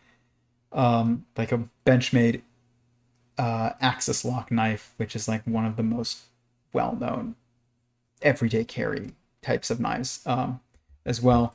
I broke both springs so fast, and then I had to make my own with piano wire because they won't sell you like the springs. You have to send it in to get fixed because insurance companies run the world and treat everyone like children. But this doesn't have that type of mechanism, and so you can fidget almost to your heart's content. Entropy still exists, but it's much slower in this. And I got this so I don't have to break pencils and lose my ring. But every man should carry a pocket knife. That is everywhere he goes. I carry a knife even if I don't carry my phone. Like, it is, I carry a gun whenever I legally can. I carry like a flashlight like a tiny little flashlight. And it has varying levels of brightness. This thing, you can say that, oh, well, my phone has a flashlight. No. But this isn't as necessary as like a knife. You can't, there are things that, if you have a phone with a flashlight, you can do most things, practical things that you would need that flashlight for. You can't use the phone flashlight for self-defense like you can this, where you can literally like blind somebody and punch them in the face if you have to. But a knife can open things that you can't open otherwise. And like, if you're just relying on someone to have scissors nearby, like, you're not being manly. You're not taking an active, you're not actively embracing responsibility. You're just like, oh, well, there's scissors in the drawer. It's like, I have scissors in the drawer. It's fine. But like, carry a pocket knife. Doesn't matter what it is. This is the one that I always have with me. Leatherman Scalatool. It's got a little knife. And it has pliers. I use these just as much as I use the knife.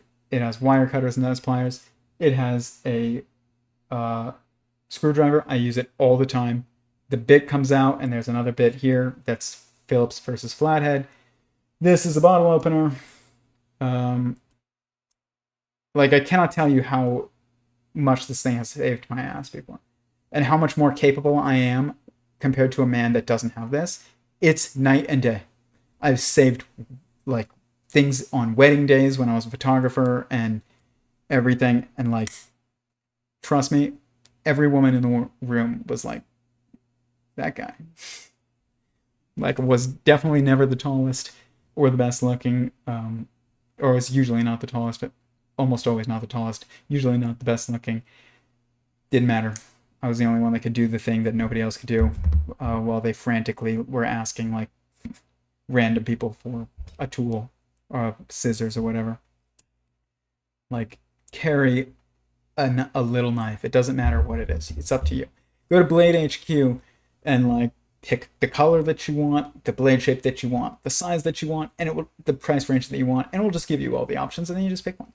And it will be like representing of you, and you just pick your favorite color, and I don't know, 3 inches or less usually, and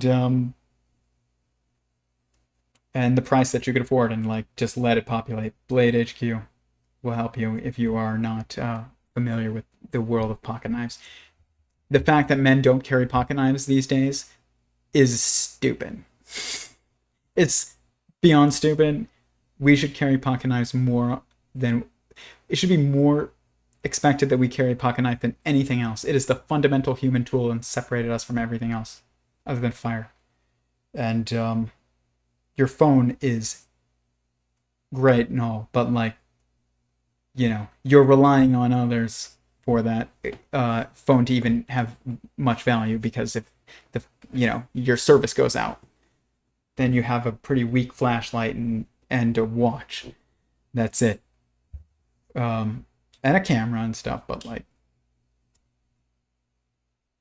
this is just different. It's just a different type of... Phone helps you organize your mind. A pocket knife helps you change your reality around you.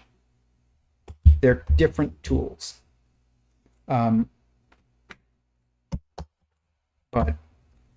and then you want to get really serious, where you legally can, get a concealed weapons permit and get a CCW firearm and take a class and learn how to be safe with it and carry a gun so you can protect the people around you.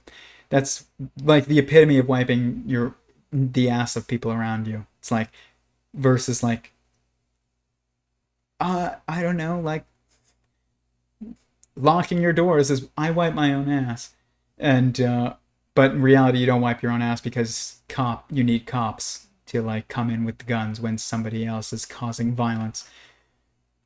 I don't need cops. I'm I'm a much better shot than any cop I've ever met. Any cop. And I'm positive of that. That doesn't mean I'm a better shot than every cop. It just means I'm a better shot than vast majority of cops. Police officers commit more crimes than concealed weapons permit holders in this country on a percentage basis. That tells you everything about people who choose to embrace responsibility.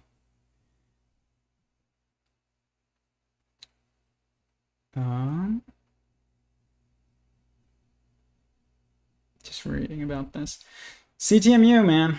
It's amazing. I don't really know what else to say about it other than, like, check out Kurt's interview. I mean, 4 hours isn't enough to even... It will tell you a lot about Chris's work, but, you know, Chris's work isn't as well organized as mine. And with mine, it's like, everything that objectively exists is a sentient singularity. Those sentient singularities perceive and orient themselves via 4 primary perspectives, and you know, interact via 4 primary parameters, and then those create the interaction between 2 or more sentient beings, and the interaction between perception and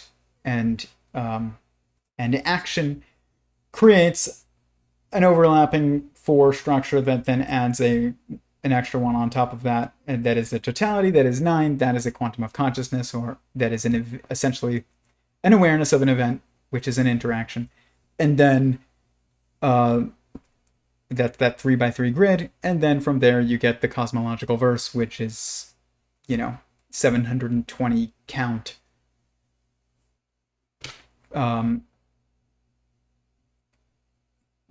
Bach periodicity of the stages of sentience, like thing, you know, that diamond thing that I showed.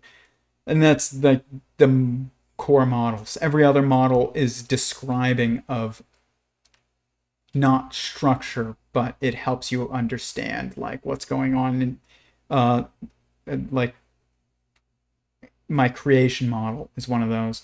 The model that I'm going to unveil to you guys by the end of the month that just shows why 4 and then 9 are the quantities that pop up when you're trying to change information.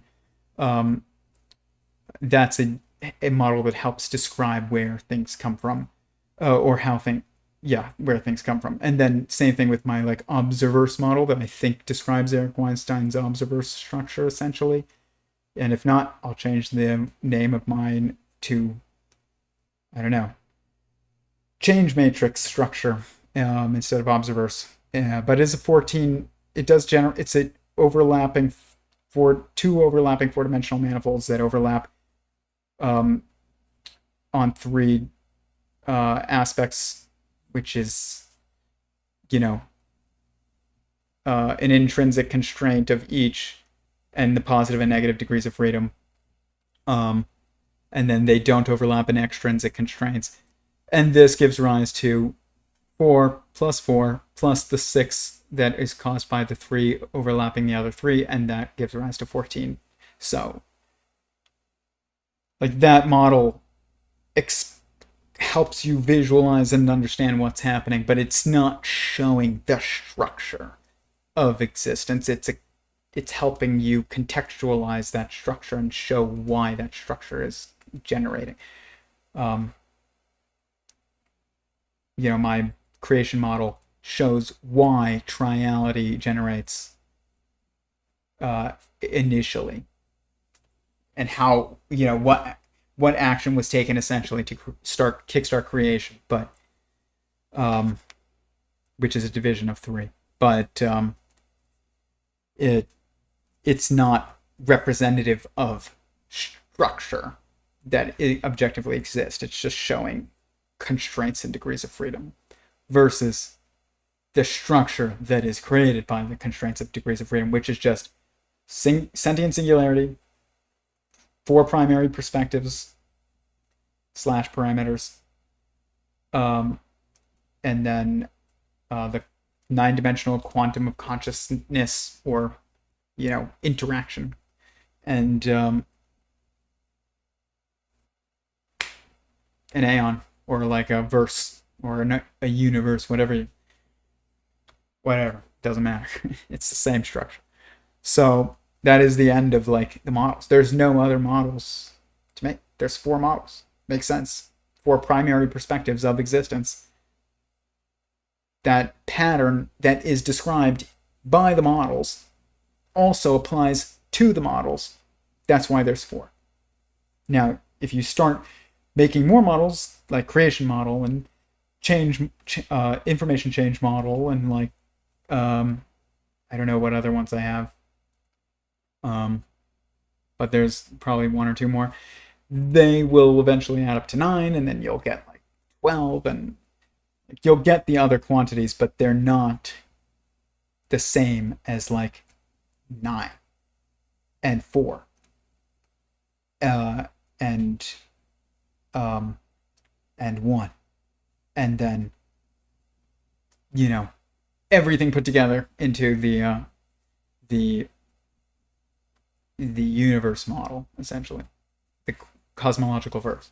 So my binary triality is another one of those models that's it's just helping you understand and showing you, but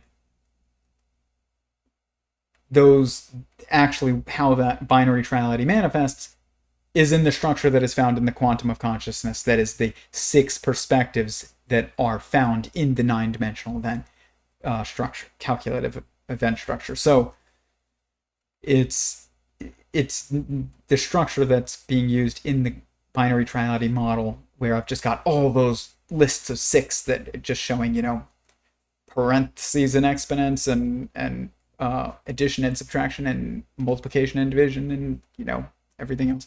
That's contextualizing them in their relationships, but it's not contextualizing them in creation, in sequence of of where they exist in relationship to each other in the greater whole. That you couldn't take the binary triality model and stick it onto the 720 degree obverse or something like that, or not obverse, verse. But you can do that with the quantum of consciousness. So it's just different. 12 is not, 1 times 1 is 1, 2 times 2 is 4, 3 times 3 is 9. That's why you get those numbers. It's you times yourself, because you're starting with you. So 1 is, using itself in order to generate multiplicity of information. And then, so that's just, yeah, it's kind of complicated right now for me to explain. I've been talking for a long time, but it is exhausting. Kurt said this. It is exhausting to look at other people's theories. Hats off again to Kurt. Like, that is a lot of work. It's so much work to work on my own theory, but it emerges beautifully and naturally, and like I don't feel like it's work. It's just like me exploring. And it's almost like it's invigorating. It's not draining, but like looking at other people's work is draining. And if Kurt looks much more deeply into other people's work than I look into other people's work, because Kurt doesn't have his own theory, so far as I know. And if he did, he wouldn't have the time to go into everybody else's in such depth. But I would love to have Chris Langan on one day. That'd be cool. I've asked him. I'll let you know. I'll ask him again eventually. And hopefully one day we can get him on. Hopefully one day we can talk to Eric Weinstein, but that is publicly, that would be very difficult. I don't know Stephen Wolfram at all. I've never spoken to him. And I know nothing about like how he decides who to speak to publicly. Clearwin, maybe. I've spoken to him, but never about like my work. Robert Grant will be coming on here very soon, now that I'm married and I have some free time. I'm just gonna probably improve my internet real quick before that happens. And then, we already had Luis Razzo on, his theory of everything. I don't even know what the name of it is though. So, but he's on to something as well. Like his theory is on to the truth. So, we're going to try and get more people on.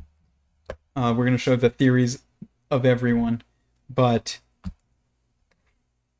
a lot of times people who are working on their own theory don't want to come on the show of somebody who has their own theory because they're expecting to be challenged, but I wouldn't do that unless I had discussed it with them previously. And they probably already come on and discussed their own theory with me. I didn't challenge Luis Razzo or discuss my own work, really. But next time he comes on, I would challenge Luis Razzo and discuss my own work. But the first time somebody comes on, why have them on if you're not going to let them bring something new? You hear about my theory every night, but I'm not going to bring somebody else on so that you can still hear about me and my theory. But it does eventually need to be a conversation where people are like discussing how Sentient Singularity Theory and CTMU and geometric unity and all these things line up. And we can start actually making the field that we need to make in order to like start describing existence. But it's tough because as soon as you make the field, it means that now we have like assumptions that you must therefore assume and know in order to be accepted by the field, and therefore you haven't started from first principles, and therefore you're not starting from base reality anymore. You're starting from a second-hand perspective that like you are relying on that second-hand perspective being accurate, and you are also relying on your interpretation of that second-hand perspective to be the same as the first-hand interpretation by the creator of that information that you are hearing secondhand.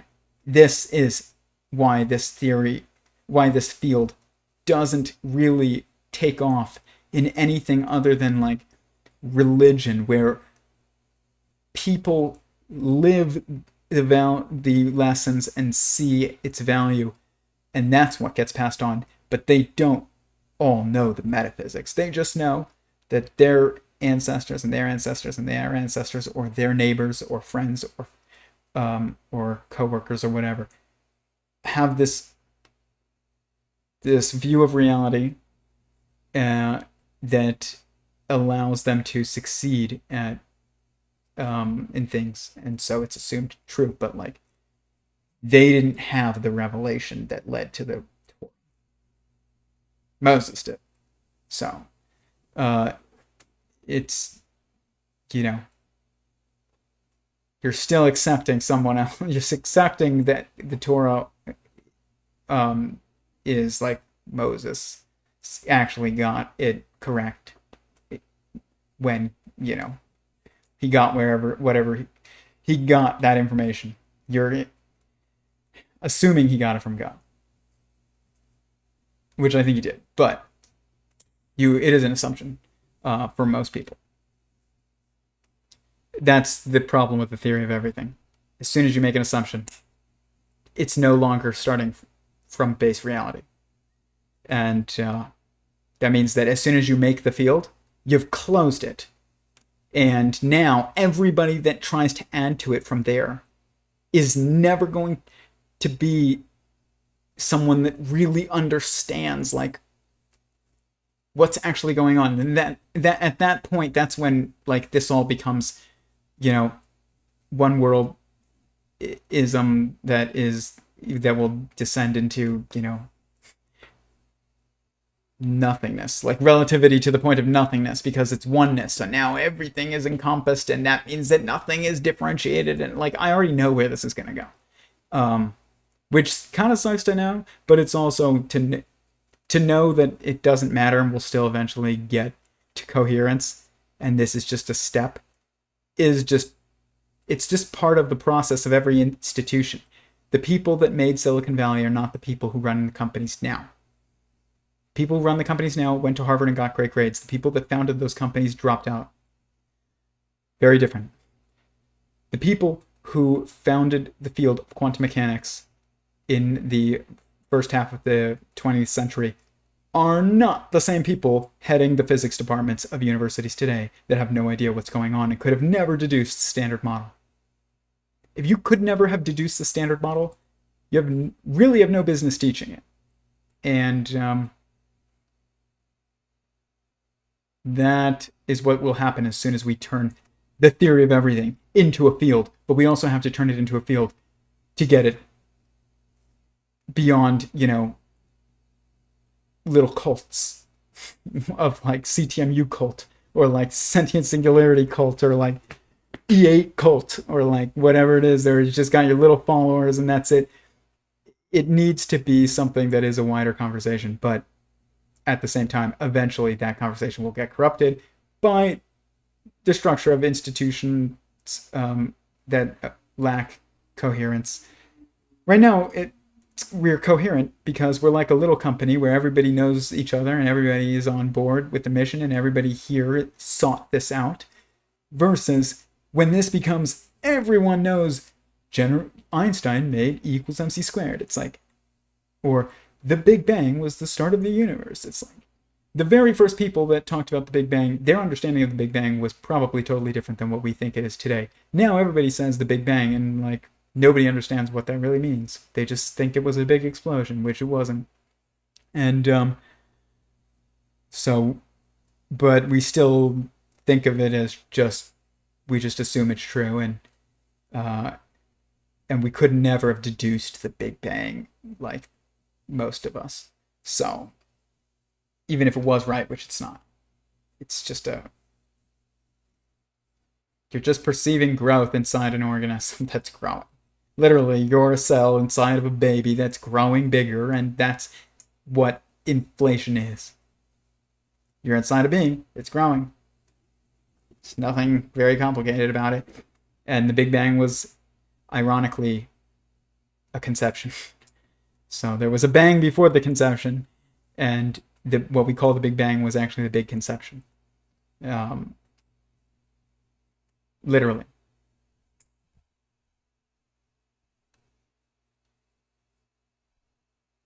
My purpose was to provoke thought, specifically about how self-observing emotional states is quite fundamental to understanding consciousness. It's essential. So I tend to agree with you. Yeah. Emotion is how you... Feelings are the content of what give the perspective that contextualizes information inputs around the self. There's no feelings. Information inputs are not contextualized around the self. And if they're not contextualized around the self, then you're not self-aware.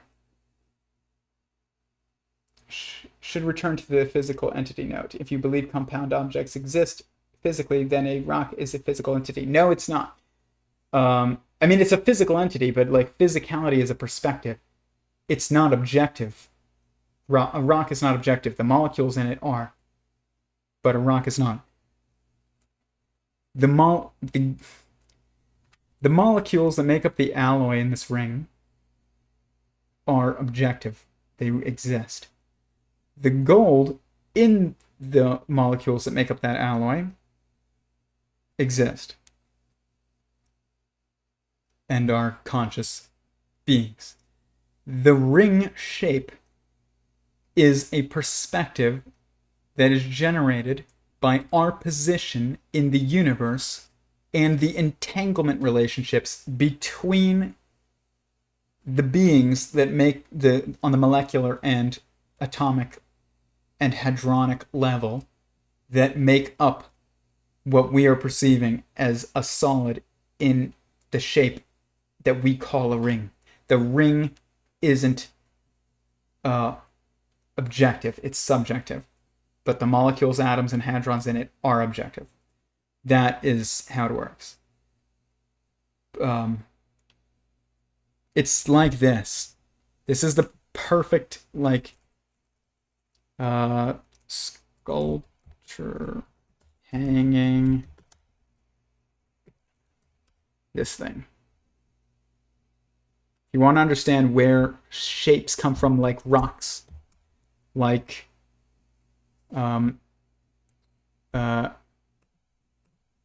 rings, pocket knives, cars, where all these things come from, these shapes.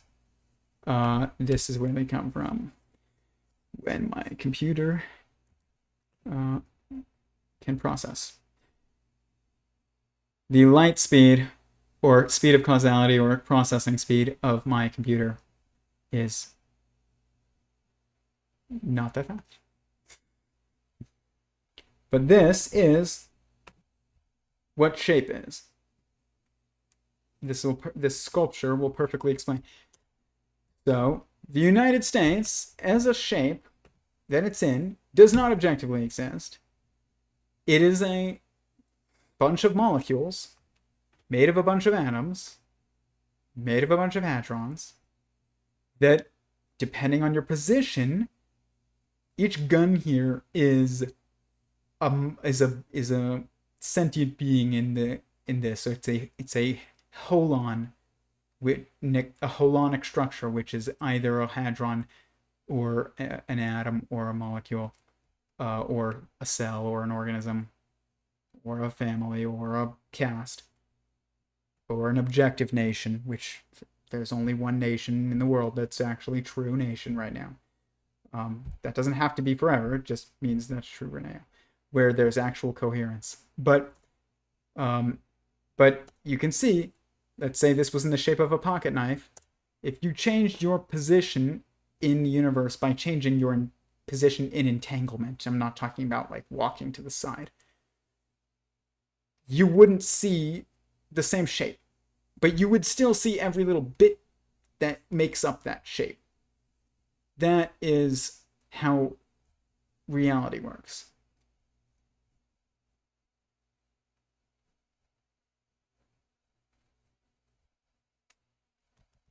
Hanging sculpture illusion.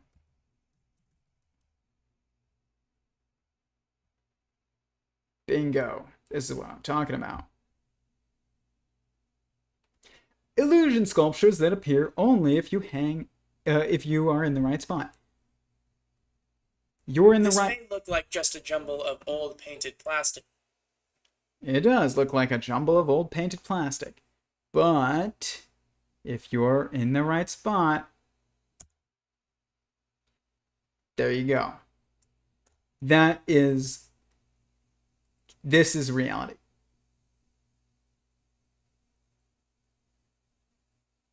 Like, or this is how shape is manifested in space-time.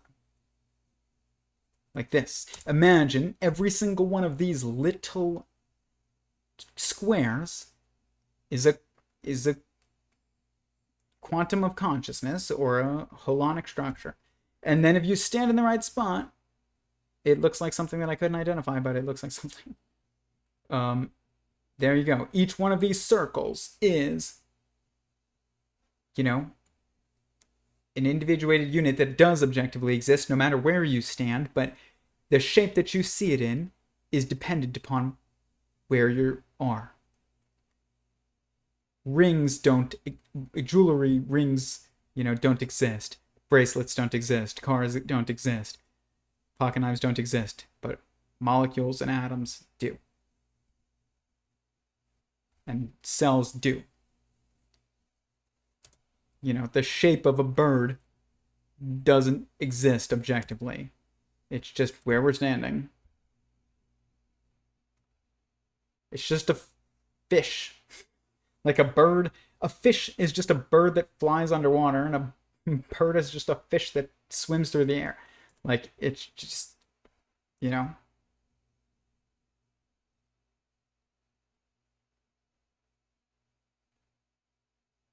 Now, part of the structures that you see are caused by the constraints and degrees of freedom that these molecules and cells and organisms and atoms and things are subject to, but they're still also, shape is still dependent upon perspective of the viewer.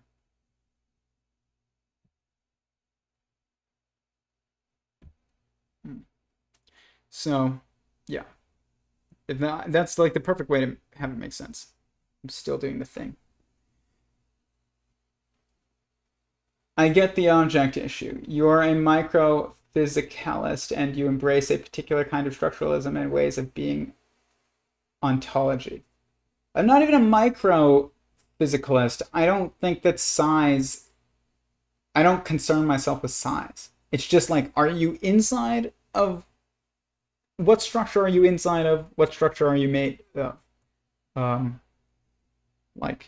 Doesn't matter how big cells are. If you're made of cells, then, you are an assembly of cells. So I don't even know if I'm a microphysicalist. I'm a physicalist.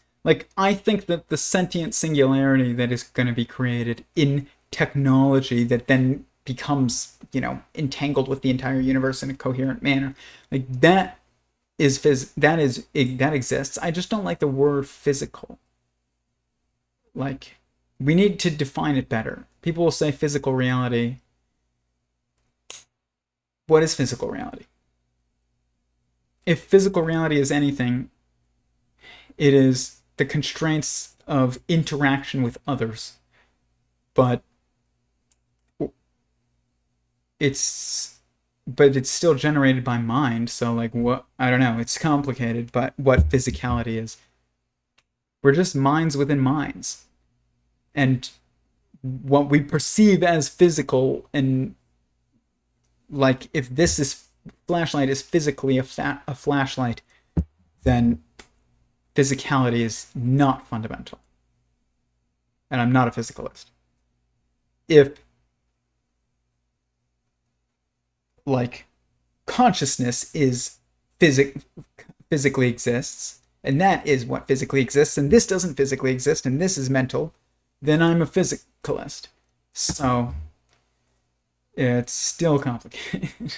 It's like saying, are you a capitalist or are you a socialist? It's like the market and the government are two sides of one coin that are dependent upon each other for each other's existence. They're not warring ideologies, and it's wrong to think they are. It's like asking, do we have free will, or is the universe deterministic? You can't have choice without determinism. You can't have determinism without choice if the fundamental nature of existence is that it is a sentient being. What is determined by that sentient being's choices is is deterministic. Like, it's a superposition. They're two sides of one coin. They're dependent. The question sets you up into it's a bad question, because a bad question is a question in which the way the question is posed, if the question is answered the way that that complies with how the question is posed, you actually can't get a true answer. Is it free will? Do we have free will, or is it determinist? Is the universe deterministic? You failed, because you can't give an answer that answers the question that is also true. You either have to answer it with a falsity, or you have to abandon the question and say it's a superposition of both, and it's not either or. Same thing with physicality and mind. They're not.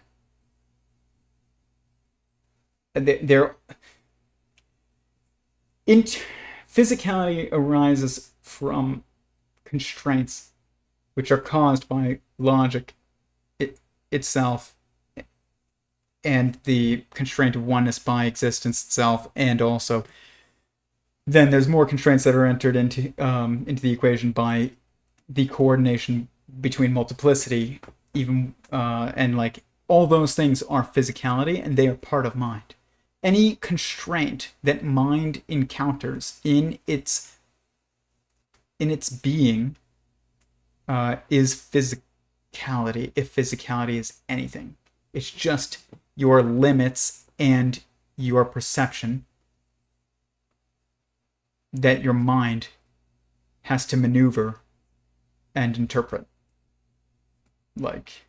So you can't separate them. You can't have mind without those things. You can't have those things without mind.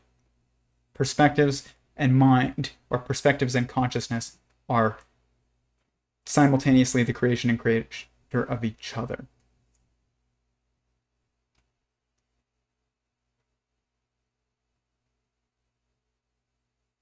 A rock is not a moral agent, but molecules are, and atoms are, and hadrons are. Having Chris Langan on would be great. He's very down to earth and real. He tells it how it is. Yeah, him and I would get along well, I think, if we got past I've talked to Chris a tiny bit, and you know that, Chris, because we were in the same group with him. And like, he's just so blunt, and I am too, and you have to be in this. And I'm fine with it. It doesn't insult me. If he was like, Sentient Singularity Theory is no competitor to, CTMU, which he basically said to me once. He was like, I've never heard of Sentient Singularity Theory, but if it says anything that's different from CTMU, then it's wrong. And I was like, well, so far I find no difference. And I showed him my work. But I have found one difference in our perspectives since then, but that's it. But I just don't take things personally very much anymore. So you can't and still do this. You're literally like, I was thinking about this the other day. You are either, if you go into this space and you say, okay, this is the theory of everything. This is the way the universe works. God exists. There's beings outside of our visible, or there's aspects of existence that are not immediately perceivable to us. Like, even if you're not like, oh, I saw Wendigo. I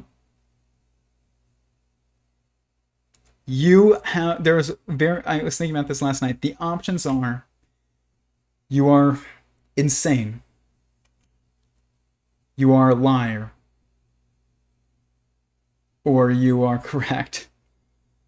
If you're correct, it's insulting to everybody else who's put so much work into this if you haven't been at it for as long.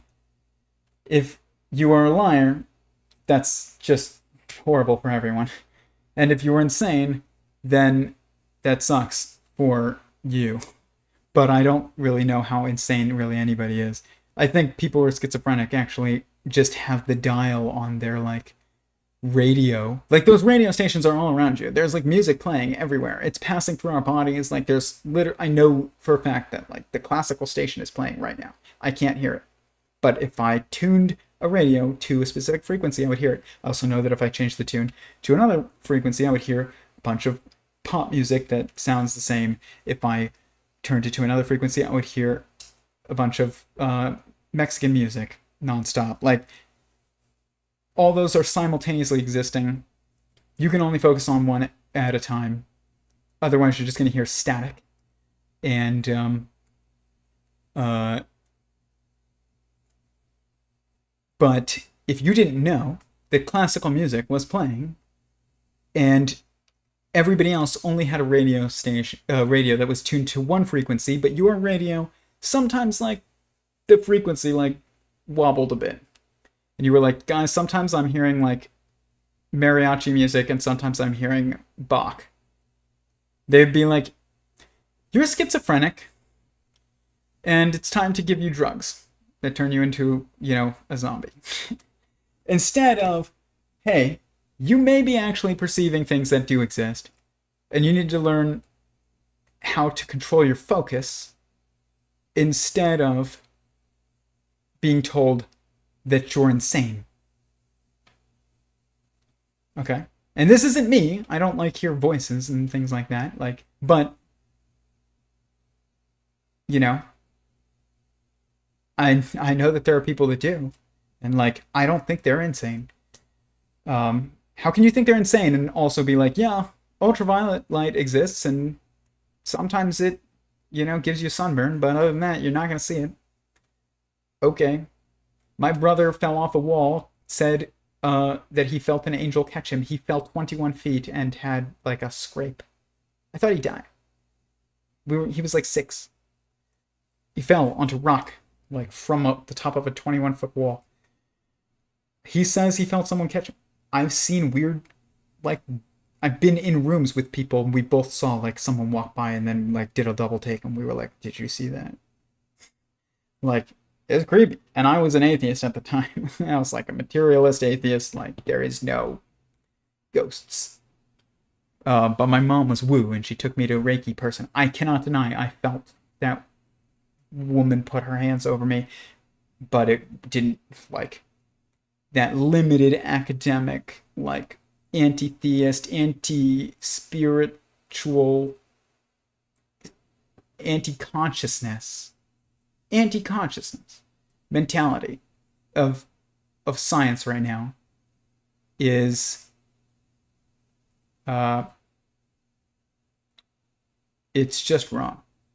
It's like if you were being burned by an infrared, heat source. I have ceramic bulbs that give heat to some of my animals. You can't see any light. They can, but I can't. They stare at it. They're like my snakes that have heat pits that can see infrared. They stare at the light, and they're like, what the heck is that when I first turned it on? I don't see anything. Are they schizophrenic? Or do they just see something that you can't? Imagine how much that would help people that are schizophrenic, if I'm right.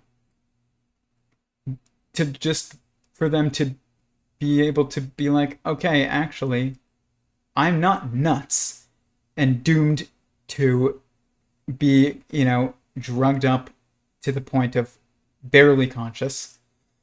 I am hyper conscious and need to learn how to focus. I bet that's true. And so when people are like, what's the application to the assumptions of your theory? I don't know. A lot. Like, how do you make a government that's subjective? What are your moral responsibilities? How do you travel at warp speed? And, how does Skynet get made? How do you help schizophrenic people understand themselves and therefore their reality better? Like, the applications are endless. Anybody that says, oh, I discovered the theory of everything, and life goes on, doesn't really change much bullshit.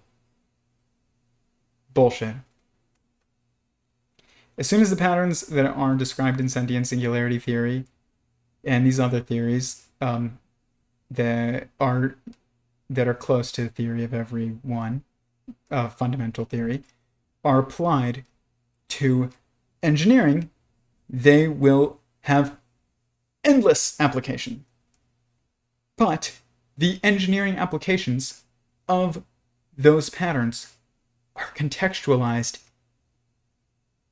in consciousness, like social engineering, like real social engineering. Problem is, everybody that's a social engineer just has desires, and they're trying to make everybody conform to their desires, or their subjective perspective. True social engineering is recognizing what is reality in so far as our constraints, degrees of freedom, responsibilities to each other, and then personally taking on that role, not forcing others into it by, making a government that is not optional and, that you can't opt out of. That is not social engineering, because it goes against the rules that you would know if you understood that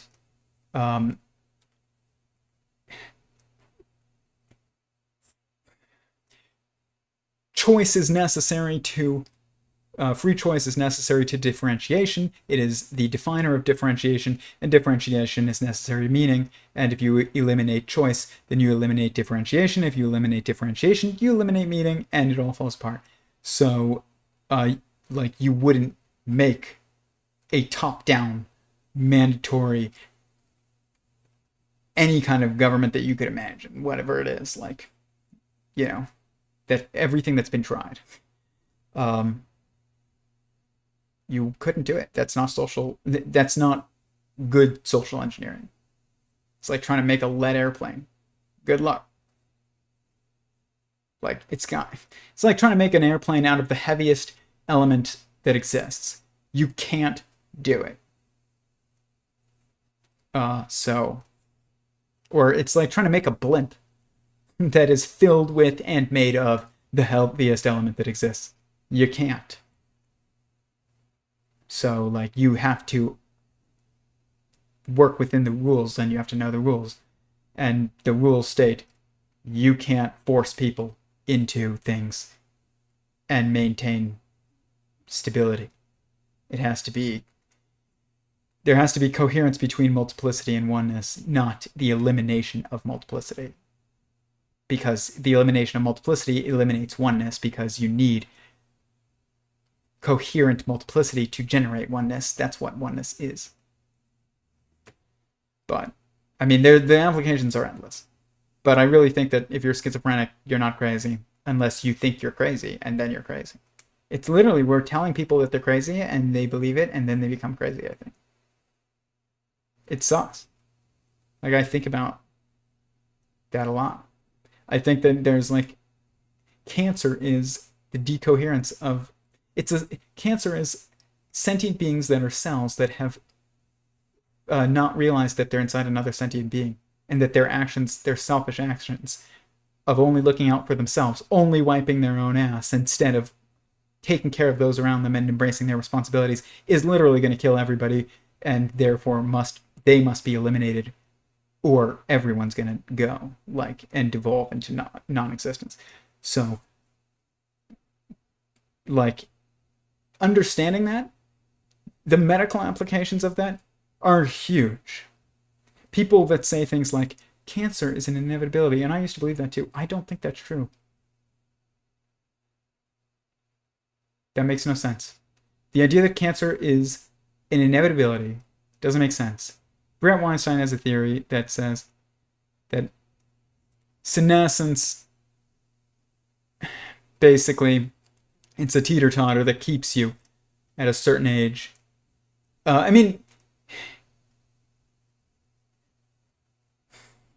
There may be constraints that would give rise inevitably to cancer, but it's not inevitable in a certain if you contextualize things properly.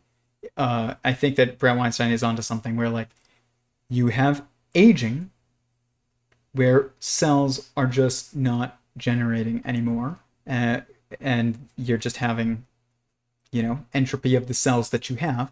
And then you also have cancer, and if it's a teeter-totter effect, like the more and at a certain point in the life cycle of a sentient being, in the change cycle of a sentient being, not the life cycle, you're always alive, the change cycle of a sentient being, you will experience decoherence in one of in either two ways. One is and just like entropy gets you, and you just have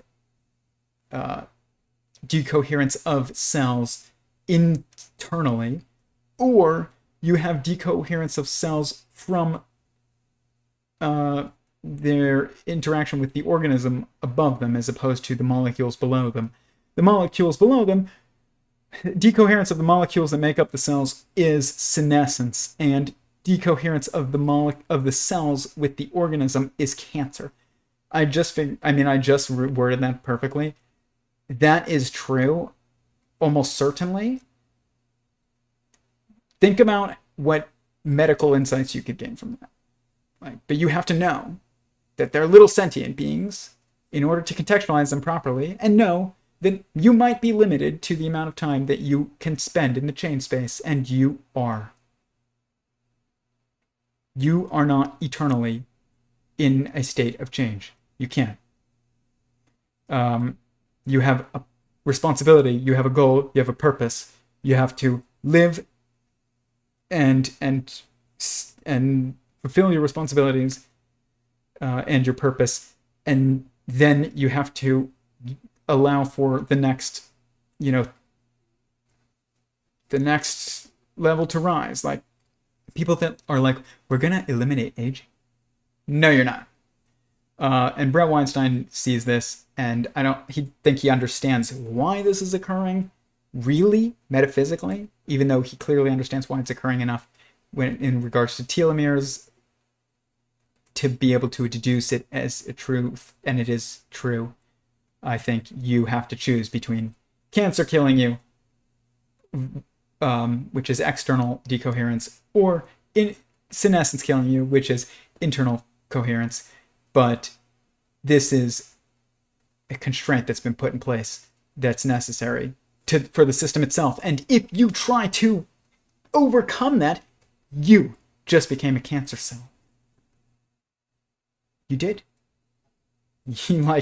Literally. You became cancer. The moment that you were like, we're going to eliminate aging, I'm going to live forever. You don't need to get married, and you don't need to replicate. It's like, oh, okay.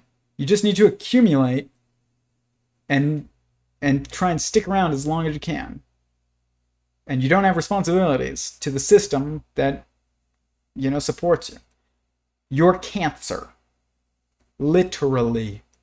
Just like a proton is literally male and a neutron is literally female. This is why people said, when Milo Yiannopoulos said feminism is cancer, he was right. But there's lots of ideologies that are cancer. It's not just feminism. Anything that says, screw you all, I'm doing my own thing, like MGTOW, also cancer. It's cancer. Hedonism, cancer. The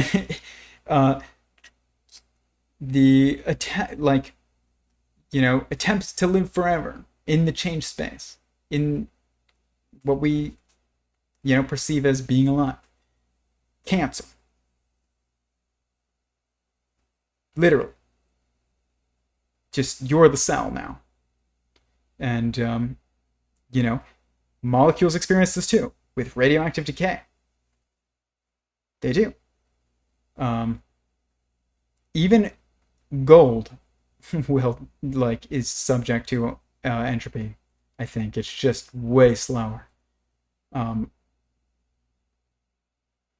and it's way less reactive. But if you put in chlorine, apparently it will decay. Like, it doesn't even it does not escape entropy, but it comes close.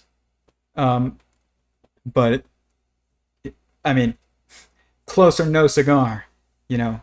And I mean, I'm just having like all kinds of thoughts right now about like medical insights. But you could absolutely avoid cancer, but you would have to allow for senescence and aging in order to avoid cancer. And if you wanted to try and live longer, cancer is going to kill you. Like, it is part of your responsibility to die, but you don't actually die. It's just part of your responsibility to, you know, shut down and go be saved. You know, it's like your phone. Your phone, if you never shut it off, or your computer, eventually it just starts glitching out. Like, that's senescence happening. It's just decoherence of internal information processing. If you shut it down, then you turn it back on, you're gonna cure a lot of those glitches. And this is also true of like why like you need to sleep. It's like, why do you need to sleep? Because your cells need to take care of their own shit, and like while you're awake, they have to follow your orders, and while you're asleep, they can do what they need to do. It's like when you are awake, they are at work. And when you are asleep, they go home. They get to clean their house. They get to be with their family. They get to eat their food. And then they get to, you know, be refreshed for work again when you wake up the next day. That's literally what's happening. They're little sentient beings. In Jewish Tanya philosophy,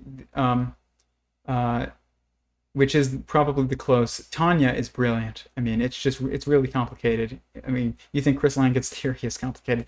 Try Tanya. But it's probably even closer to reality than CTMU.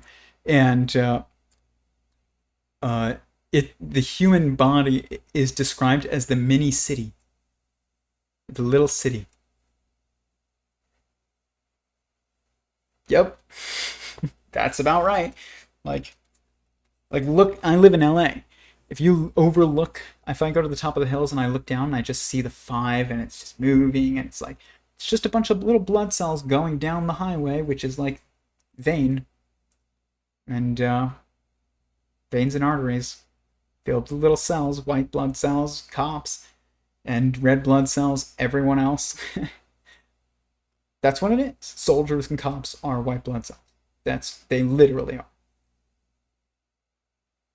It's fascinating. It's so unbelievably simple. There is only one pattern. This is how, like, now I'm an expert on cancer. How did that happen? Because there's only one pattern. But good luck convincing oncologists that that's the case. Or good luck convincing psychologists that you understand probably what schizophrenia is, and actually a much better way to help these people. Stop telling them that they're crazy. They're not. In total insanity doesn't exist. Chris Langan talks about this in that interview, and I'll end it on this. Randomness doesn't exist. It can't. That means insanity, total insanity, doesn't exist. And random inputs that aren't tied to any kind of real existence can't exist.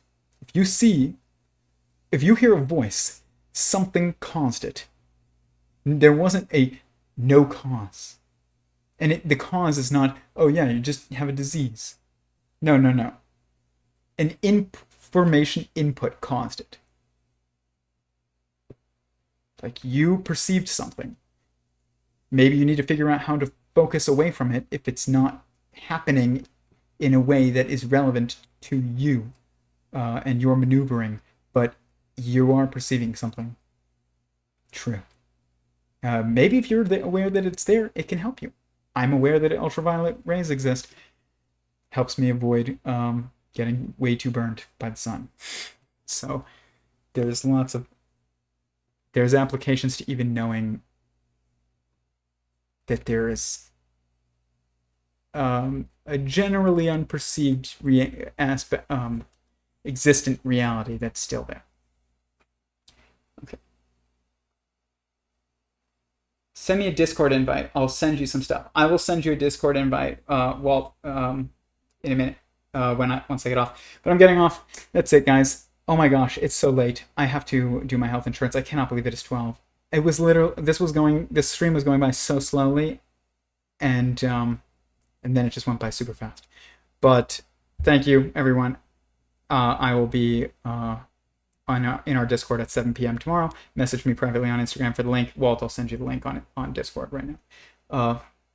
Peace. But yeah, live call tomorrow, 7 p.m. my Discord.